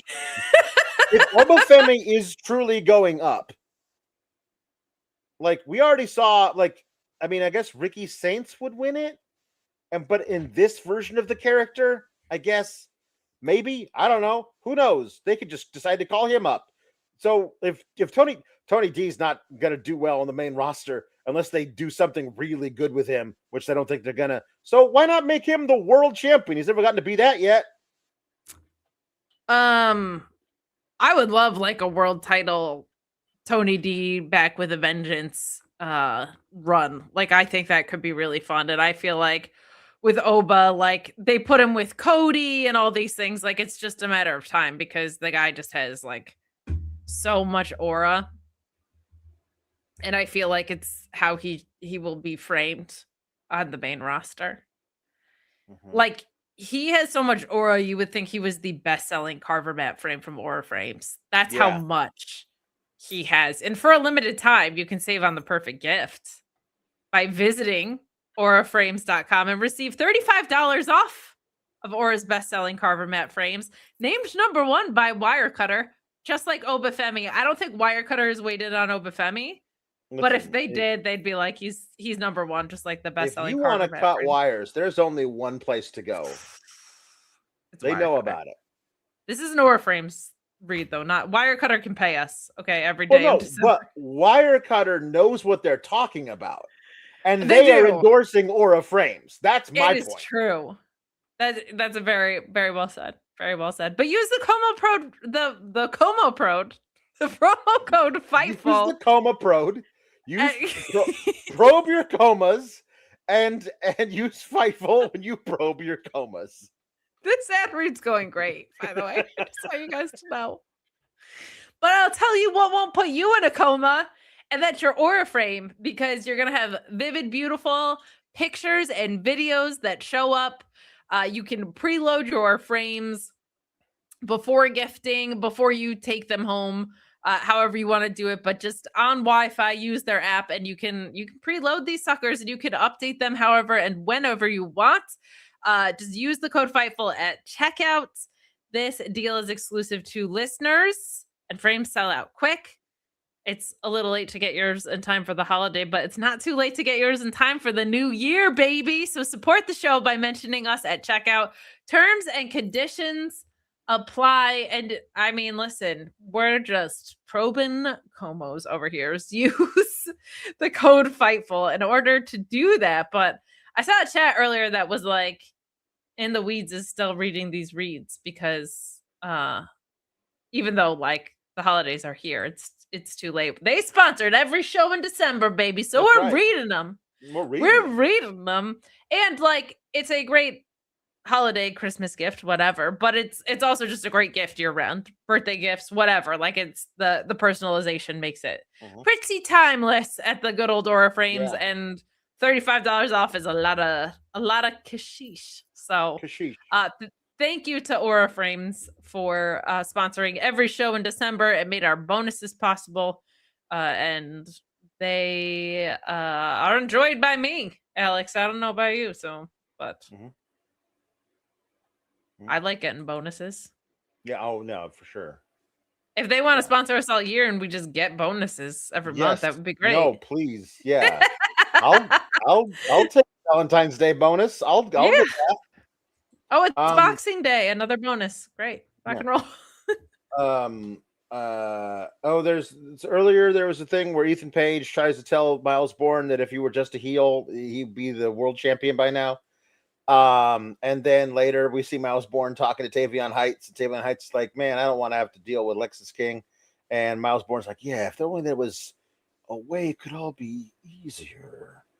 And then Hank and Tank come in and say a bunch of bullshit, and Tavion Heights and Miles Bourne like dap it up, while Miles Bourne still has the look on his face like, maybe I should turn heel. And that's this. That was that little storyline, that through line for the episode. He definitely had like a stare on about it. Yeah. He's like, perhaps. Yep. Big fan. So Sol Ruca versus Chelsea Green. Chelsea Green is far too talented a wrestler to have the persona of somebody who hates having to wrestle. You know, I mean, Orange Cassidy does too, but it's different. But it's he doesn't hate having to wrestle. He just wishes it wasn't today. But he wishes that every day. Every day. You know what I mean? He just it's not that he hates wrestling. He just doesn't want to go to work. You know, I get it. He perpetually wants to have to wrestle tomorrow. Yes. Every day he wishes he could be wrestling tomorrow. And that's different than what Chelsea Green is, because she actively runs away from stuff. Ethan Page puts Chelsea Green's foot on the rope to cost Sol Ruca from winning the match, and then Zarya gets it up in his face, and I wanted him to spear Ethan Page or hit an F5 on him. But instead, Moose had to come in to like white knight everybody. Like, hold on, I shall save the day. And I'm like, oh, whatever, Moose. And of course, that leads directly into Sol Ruca losing, because Alba Fire grabs a hold of her foot so she can't do a soul snatcher. And the referee is like, Moose, in this climate and at this latitude, that's highly irregular. And anyway, so then she ends up losing Chelsea Green because reasons. And then afterwards, Zarya checks on her, and she's like, and turns around and spears Chelsea Green. And then Sol Ruca runs up and does a double soul snatcher to Chelsea Green and Alba Fire, which tells me that this is continuing. Sure seems that way, doesn't it? Yeah, it does seem that way. I just keep waiting for this turn that just feels like it's never going to come. I will say, like, a lot of these more convoluted endings sometimes don't make sense, but at least everything in here made sense. Like, the right people were going after the people that they were supposed to be attacking, and that kind of thing. So it's like, at least the seeds were planted for this kind of chaos. But Chelsea Green just like makes everyone better, and she was in there with someone who doesn't need a lot of help doing that, but like just her personality and the way she brings life to the ring is so she's a professional wrestler. Like, and I know people do like pro wrestling versus sports entertainment, but when I say professional, I mean she's in there to take care of her opponent in so many different aspects. But this was fine. Like, this is a perfectly suitable way to end a holiday pre-taped episode of NXT. It was fine. Like, Yeah, it's fine. fine. All right, let's do your Christmas puns and also some rest of the Christmas concert. A recital. A recital. I'm okay, so I'm going to go through these things because Greg Cherry Brand has a 12 puns of Christmas. So Oh, I'm I going to love do them it. in order Let's do it. in the way. Okay, we go. On the first pun of Christmas, Greg Cherry gave to us, "We're Marley and Harley Wrath." Good. Very nice. Okay. Pun number 2. OLA night, mega stars are brightly shining. Very good. Very Okay. nice. Pun number 3. Melo Kaliki Maka. Is Very the way nice. to say happy business. No. We're finally done with that. Stop. It'll never be done. How much you want to bet? Spoiler alert. How much you want to bet that for Melo's shiny new title, the first challenger is The Miz? Yeah. Well, that was fun. We had fun with Alex this episode. Look, sometimes he says things like that and then they get manifested and it's bad. So I mean, this is not all I am. I'm just Nostradamus over here telling you exactly what's going to happen. Drake Cherry says, pun number 4, Phoenix Navidad. very Phoenix Navidad. Pun number 5, Babes of Wreath. I like Babes of Wreath very much. That's a That's very really good one. Pun number 6, Candy Shanes. Very nice. Mm-hmm. See here. Pun Big number Shane 7. guy. Oh, the weather outside is frightful. We have things that say fire that on shop.fightful.com. That's awesome.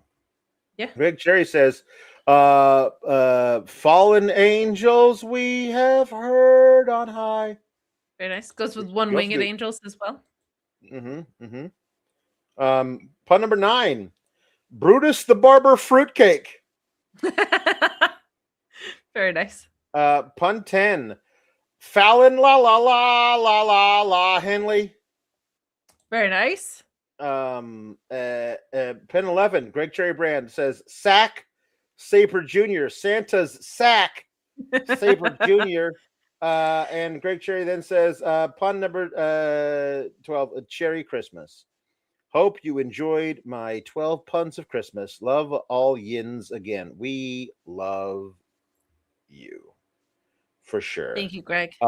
Let's get some more puns in here because Mike Schutt says, "Oh, bah, all ye faithful, Dolph the Red-Nosed Ziggler, have a Molly Holly Christmas. That's really All good. I want for Christmas is you to. Last Christmas, I gave you my heart foundation. Good King of the Ring Wenceslas looked out on the feast of Stephen Regal." And Tom the Valley says, "Will oh holy nightingale," and Very Harley nice. came around a midnight clear. The babes of wrapping paper, babes of wrap. That's very good. Let's see here.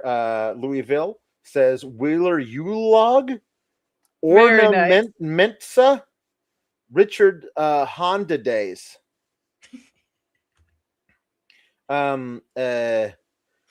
Silver Apocalypse says, Silent Kevin Knight, Rudolph Ziggler, Lady Frosty the Snowman, Donner Callis, Vixen Joseph, Wreath Slater, Jay White Christmas. I am dreaming of a Jay White Christmas. Me Elf too. Generico, Al Snowball, Alba roasting chestnuts by the Alba fire. Let's see here. Oh, yes, it's true. This was from years ago. Minoru Suzuki. So Still good. an all-timer SGS pun. It's so true. Top 3, top 5 of all time. Ilsor Apocalypse, Blitzen Baker, Kurt Angel. You just made the naughty list. And the Nightmare Road, Cody Rhodes before Christmas Eve Torres. Wow. That's a double one there. That is very well done. Another one I liked from years ago for Christmas, Sleddy Kingston. I remember laughing out loud for a long time at Sleddy Kingston. I don't know why. That's a really good one, partner. That's really good. Meet Norma says Braun Snowman, Santa El Cerro Merriment, Adam Cole in your stocking, Hey, Becky bang. Grinch, Very Drop good. Mistletoe Hold, Paul White Christmas, Willow Night Before Christmas, Andrade Noel Idolo, Rudolph the Red-Nosed Roman Reindeer, and Very nice. Ornament Mensa. Very nice. Well done. These are so good. Let's see here. Louisville, Frankincense and Murder Grandpa. Why Nice. couldn't they always Minoru Suzuki related bringing in the best so one? good. That rules. So good. Jared Pringle says, Hark, the herald Kurt Angle sings, glory to Jerry the King, peace on earth and Samoans wild, Cena's heel run was just mild. It was A mild. lot worse than mild, man. It was terrible. Rafael Garcia says, Buddy Rogers, the elf, and Chris Jerickringle. Very nicely done. And Rafael Garcia says also Noel Dar, wherever he's I recovering. miss him so much. Say his name and he appears down your chimney. I believe in Santa Claus. I believe in Santa Claus. It's so weird how Santa wears a blue satin shirt. It is weird. He should. Yeah, it was weird. Meet Norma says, Abaddon, we now are LGBTQ plus apparel. Gingerbread men on a mission. The mirth business. We mirth people.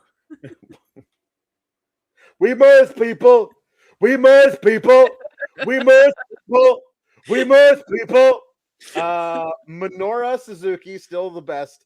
Kwanzaria. Very nice. Tinsel Thief Thatcher. It's a Yule Day. Yes, it is. Very nice. Thank you. Me Norma says Tavion 8 Crazy Nights.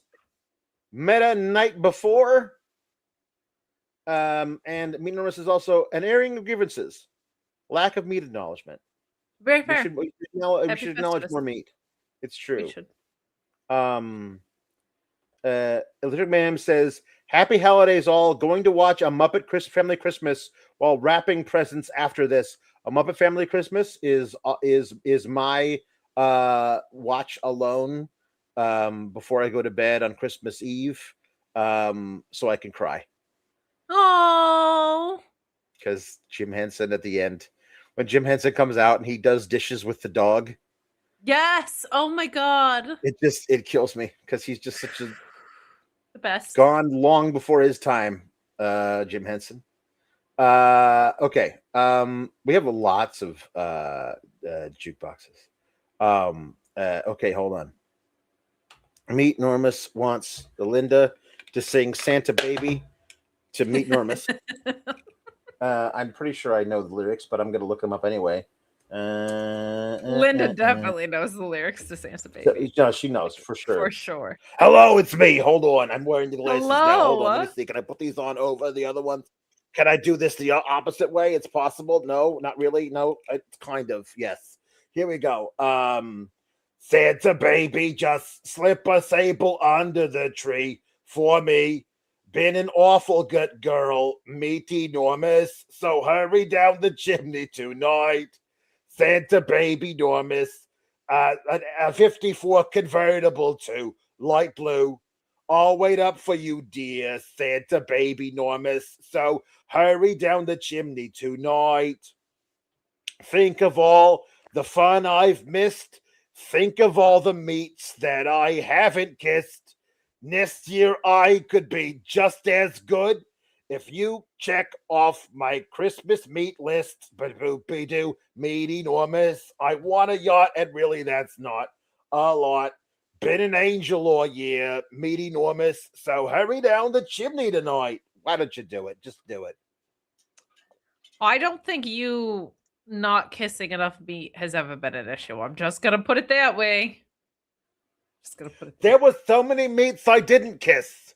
I don't know about that, but I know There those are the ones that you're still chasing to this There's day. at least 3.5 billion meats in the world, and I didn't kiss all of them. So Oh, Linda. okay. Where we here we go. Teeler Mayhem says wants Nathan Frazier to sing that old Christmas moon. I don't know that one.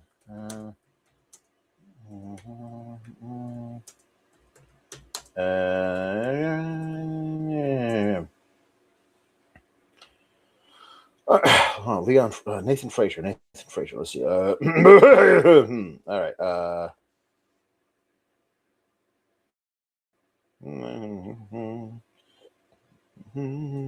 Waiting for it to load. Okay. Oh, that old Christmas moon hanging pretty all clear and white as the snow falls all so soft and white. As a world away since Christmas night, Santa's coming real soon and the moonbeams will guide his sleigh. And all the children are tucked away neath that old Christmas moon. A dream will fly on the rooftop so far up in the sky. We'll see the sights, the Christmas lights together, you and I. And that old Christmas moon shining softly on snow so white as he brightens a special night. That old Christmas moon, and Bob's your uncle. That was beautiful. Thank you. Thank you. You're welcome. Okay, we have a couple ones for the puppets to sing, so get ready for those. Born that way. All right. My request was for you. I wanted you to sing. This is a song that I've never heard of, that I heard like 2 days ago, and I think it's a great song from back in the day. I believe it's called "The Angel in the Christmas Play," as sung by the Nya Girl. The Angel in the Christmas Play. It's a hoot. Okay, so Or the goldfish in the such. Yeah, there you go. Weird. Yep. Oh. No, yeah, no, it's yeah.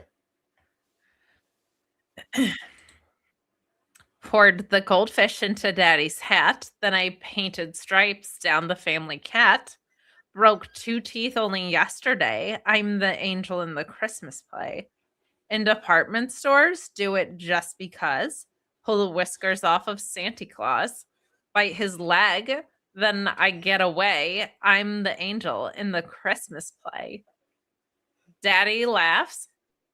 Literally, he bends in half when I wear angel hair. But wait until he takes a spill on halos on the stairs. While I gotta go before the mailman stops and he feels that glue in the letterbox. See you all when it's my angel gown. And oh, what did Mama laugh?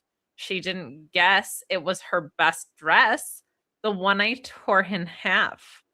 On the roof today, gave them all a scare. I put on my wings and tried to fly through the air. Hope that lump's gonna go away because I'm the angel in the Christmas play. Oh, I'm the angel in the Christmas play. Yeah. Thank you so much.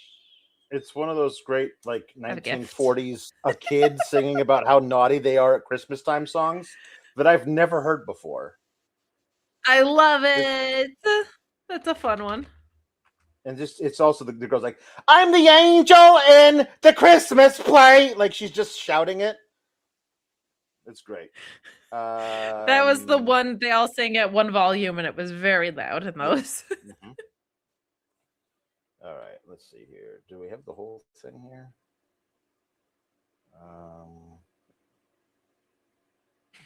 I just saw the one for Braun and Darby.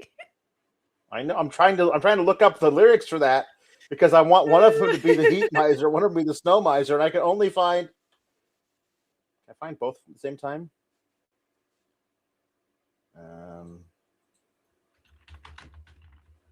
Okay. Okay. Here we go.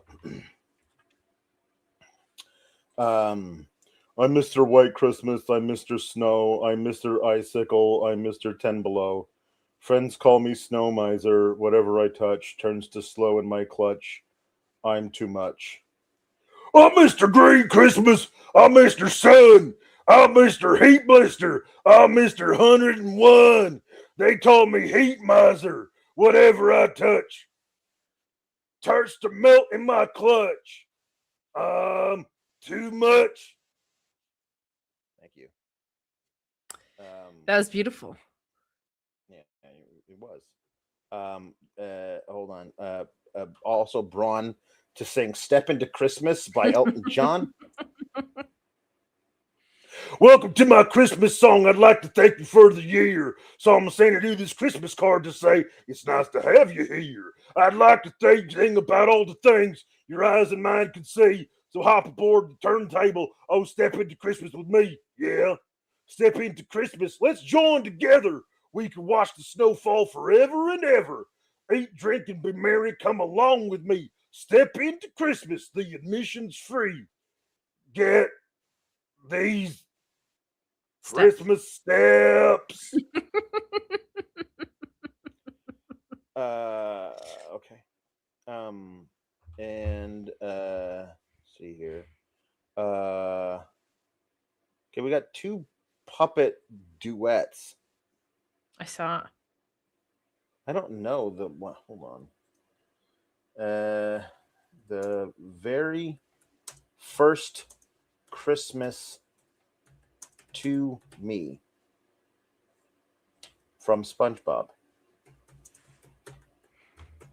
Lyrics. The thing about SpongeBob is he's not even like a real person. Can you imagine what that would be like to not even be a real person, but still be able to talk and move? Very odd way to live. No judgments. So,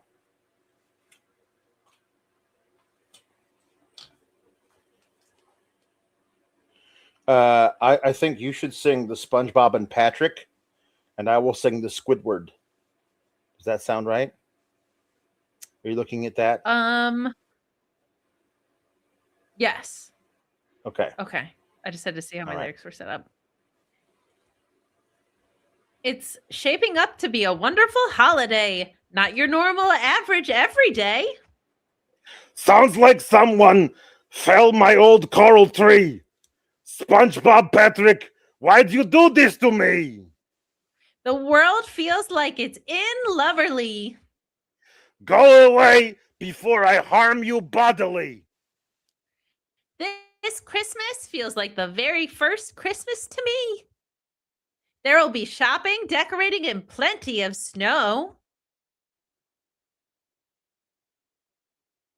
Plenty of snow. That's still you. Squidward. That's Hey, still Patrick, you. who's that under the mistletoe? The mistletoe. What? Who, me? Would you look at the time? I should go. People seem a little more brotherly. Here's a special something to you from me than you. Even all the trash on Christmas. It smells so sweetly. This Christmas feels like the very first Christmas to me. What do you want? Can't you see that I am busy? Step outside. We've got something for you to see. This is too long of a song. I'm done. Oh, chestnuts roasting.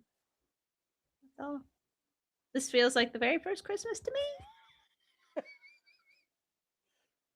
I made an executive decision. It's just like there just was only like 4 lines left. So you picked a Well, weird time to I bail, didn't Alexi. That's I all I'm didn't scroll. I saying. didn't scroll far enough. Shut up. You're fine. It's whatever. Little drummer boy, peace on earth. Who's which? Okay, do you want to be Bing Crosby or do you want to be David Bowie? Yes. Um, I don't know what's funnier. If I feel like if Alexi does pum pum pum pum is probably the best way to go about it. okay. Hold on. Okay. Peace on earth, little drummer boy. Lyrics. Okay, this will be interesting. I will do the pump rum pum pum pum if you would like. Okay. Hold on, let me make sure I have the right version pulled up because this could get messy. Yeah. It's already messy. That's all we do is messy. I know that's right. Okay. Okay, ready? Yes.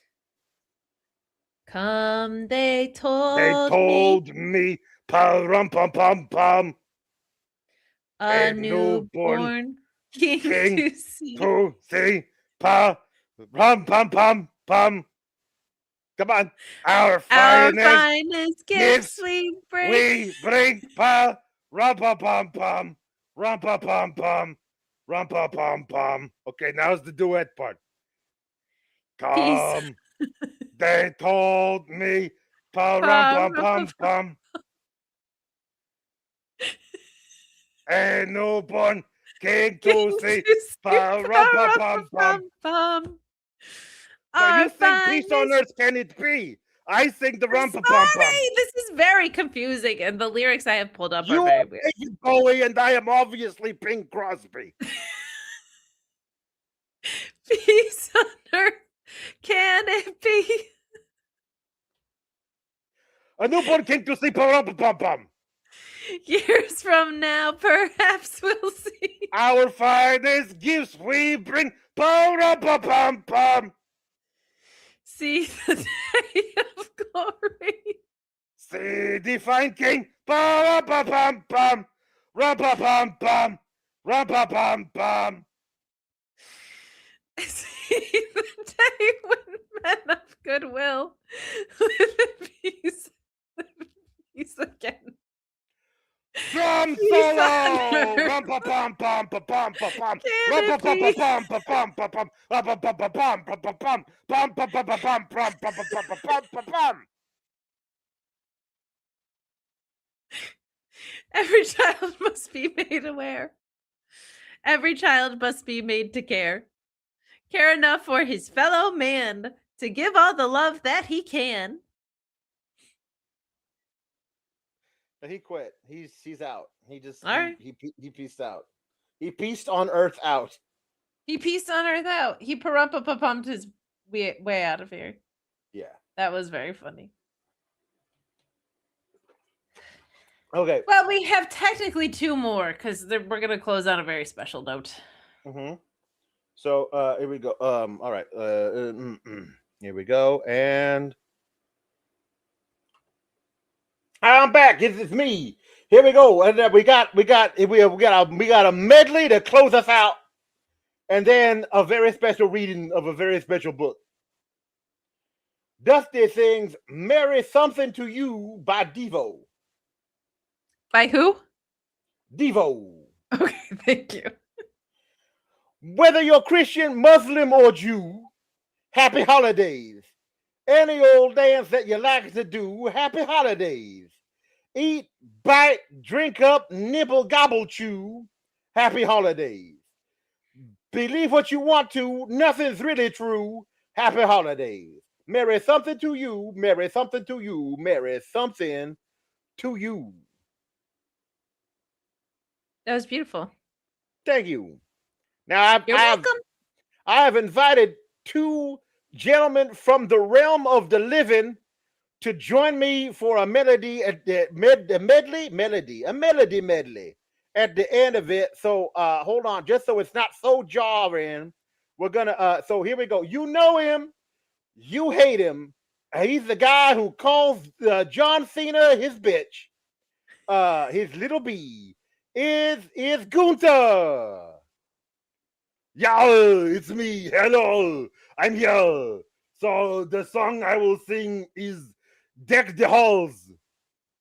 Here we go. It is uncanny how much he sounds like it. Well, it's him. It's really him. Deck the halls with boughs of holly. For ya ya ya ya ya ya ya ya. 'Tis the season to be jolly. For ya ya ya ya ya ya ya ya. Down with now our gay apparel. For ya ya ya ya ya ya ya ya. Troll the ancient Yuletide carol. For ya ya ya ya. Yo, yo, yo, yo, yo. I am in a festive mood. All right, everybody, that was Gunther. Fantastic. Everybody, that was wonderful. Everybody, don't everybody love Gunther? No, you hate Well, not him? everyone, but I do. You hate him because Triple H booked him to do something? That you bunch of marks. Anyway, the final guest is a guy who is half dead, at least according to his face. So he might be all dead soon, depending on what he likes to jump off of. It's Darby Allin. Hello. Hi. I'm gonna sing Grandma Got Run Over by a Reindeer.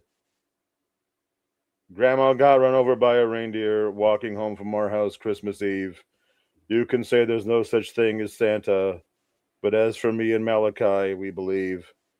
She'd been drinking too much eggnog, and we begged her not to go, but she forgot her medication, and she staggered out the jar into the Brody King. When we found her Christmas morning at the scene of the attack, she had hoof prints on her forehead and incriminating claws marks on her back. Grandma got run over by a reindeer walking home from our house Christmas Eve. You can say there's no such thing as Santa, but as for me and Julia Hart, we believe. Thank you. That was beautiful. 11 out of 10.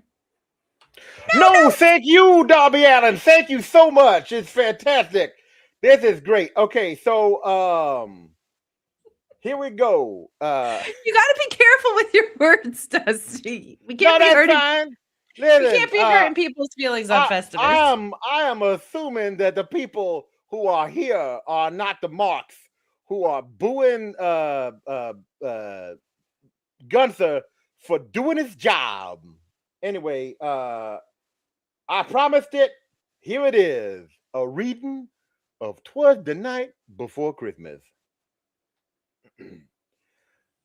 'Twas the night before Christmas, and all through the house, not a creature was stirring, baby, not even a mouse.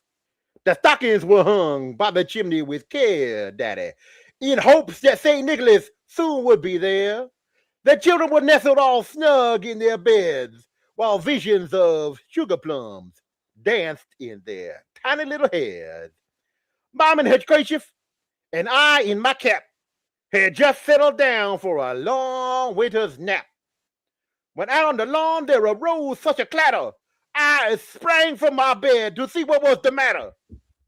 Away to the window I flew like a flash, tore open the shutters, and threw up the sash.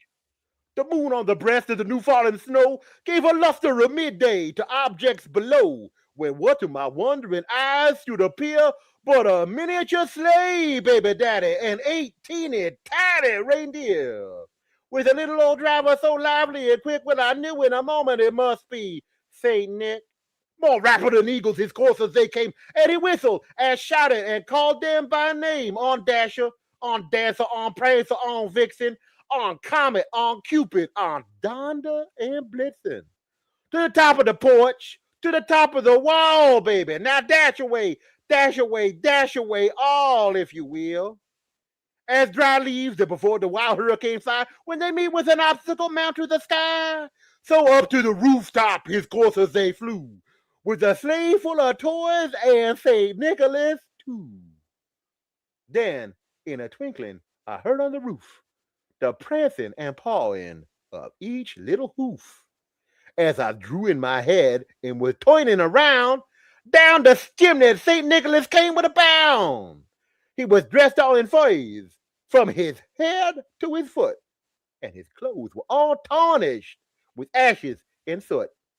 A bundle of toys he had flung on his back, and he looked like a peddler, baby, just opening his pack. His eyes, how they twinkled! His dimples, how merry! His cheeks were like roses, baby, his nose like a cherry.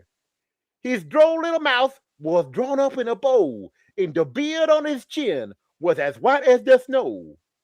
The stump of a pipe he held tight in his teeth, and the smoke encircled his head like a wreath. He had a broad face and a little round belly that shook when he laughed like a bowl full of jelly. Ho, ho, ho, ho, ho, ho, he said. He was chubby and plump, a right jolly old elf, and I laughed when I saw him, in spite of myself. A wink of his eye and a twist of his head soon gave me to know I had nothing to dread. He spoke not a word, but went straight to his work, and he filled all the stockings, then turned with a jerk, and laying a finger to the side of his nose, and giving a nod, up the chimney he rose. He sprang to his sleigh, to his team gave a whistle, and away they all flew like a down of a thistle. But I heard him exclaim, as he drove out of sight, Merry Christmas to all, and to all a good night. That's it. It's not Christmas until you read that anymore. This is a new tradition, I think. I think this That was should be beautiful. it. Like Grandpa sitting on the hearth of the fireplace, reading it to the grandkids every Christmas. That's I all. agree. That's it. That's how it felt. I can't think of anything else that would make this holiday complete. So I will just say bye-bye, everybody. I got to go back to the great beyond. Bye-bye. Bye. Merry Christmas, Dusty. Happy holidays. I see how it is. Everybody forgets about Ricky Rainbow. I did it, Ricky. Everybody forgets about old Ricky. It's Christmas time. Love Ricky. Hold on. I'm going to sing my own song. Hold on. Is it an original? No. You but said your own song? It pretty much sums up how I feel right now. So, hold on. Here is this. Here we go. Okay. Right, here we go. The cold wind is blowing and the streets are getting dark. I'm writing you a letter and I don't know where to start. The bells will be ringing. St. John the Divine. I get a little lonely every year around this time. The music plays all night in Little Italy. The lights will be going up on old Rockefeller's tree. People window shopping on Fifth Avenue. All I want for Christmas is you. I've got to know, where do lonely hearts go? Nobody ought to be all alone on Christmas. So, anyway, do you have anyone in your life who might be all alone on Christmas? Send them a text.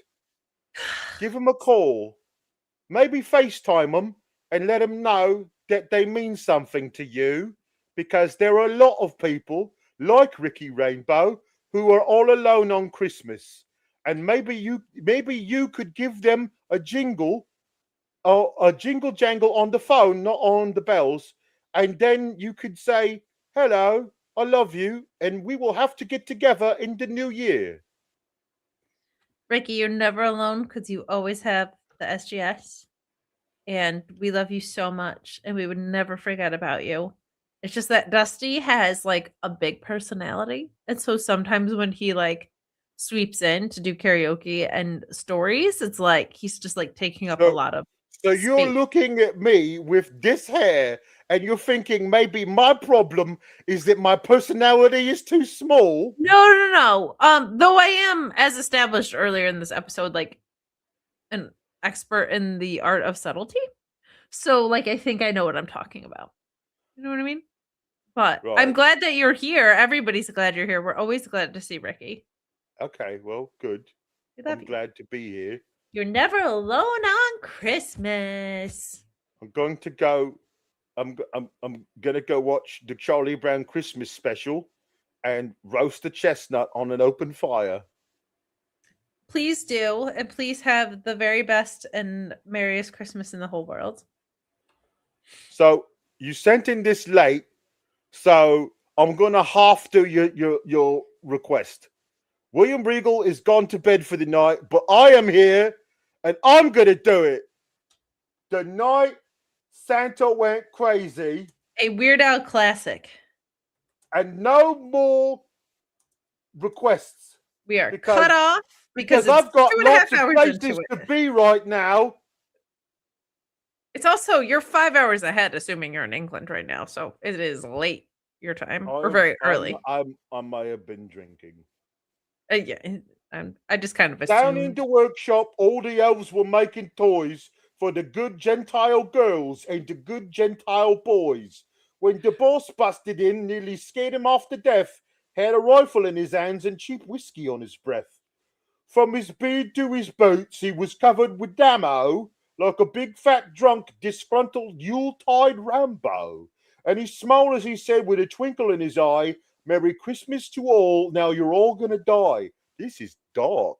I don't feel like I, who am in a very bad place emotionally, should be subjected to the darkness of this song, and yet I will continue to read Well, it. it's a Weird Al The night parody. Santa went crazy, the night St. Nick went insane, realized he'd been getting a raw deal, something finally must have snapped in his brain. Well, the workshop is gone now, he decided to bomb it. Everywhere you'll find pieces of Cupid and Comet. He blew up his reindeer. This is not good. And he tied up his helpers and he held the elves hostage and he ground up poor Rudolph into reindeer sausage. Okay, I'm sorry. I mean, this is very dark. This is very dark. Do we need to end on a lighter note? I mean, anything would be lighter than this. What about a little have yourself a merry little Christmas? Oh yeah, that one always brightens your day. Have yourself a merry little Christmas. Let your heart be light, because it's not right now. And from now on, our troubles will be out of sight. That's Someday beautiful song. soon, we all will be together, because we're not together right now, at least not in my apartment. We wish you a nobody- Merry Christmas. We nobody- wish you a yeah, Merry bring me a Christmas. pudding. We wish You you bring a me a Merry freaky pudding. Christmas We wish you a Merry Christmas. I'm sorry, I'll be and a crazy. happy I new. just love the SGS so much. Well, Ricky, Yeah. the weather outside is frightful. But the fire is so delightful. And since we've no place to go, Let it snow, let it snow, let it let it snow. snow. Oh, that has improved my mood dramatically. Now I will go and wrap all the presents for all of the people who are friends of mine. Merry Christmas, Ricky. Merry Christmas, SGS. I need to go to sleep because I have so much wrapping to do in the morning, as it's very hard to wrap gifts as a puppet because my hands are made out of felt. So it's like a whole thing. But I love you so much, and everyone have an amazing holiday. Have Bye-bye. a merry little Christmas, SGS. Keep cool, gabagools. Merry Christmas to all. And to all, a good night. Night. Put some respect on my night.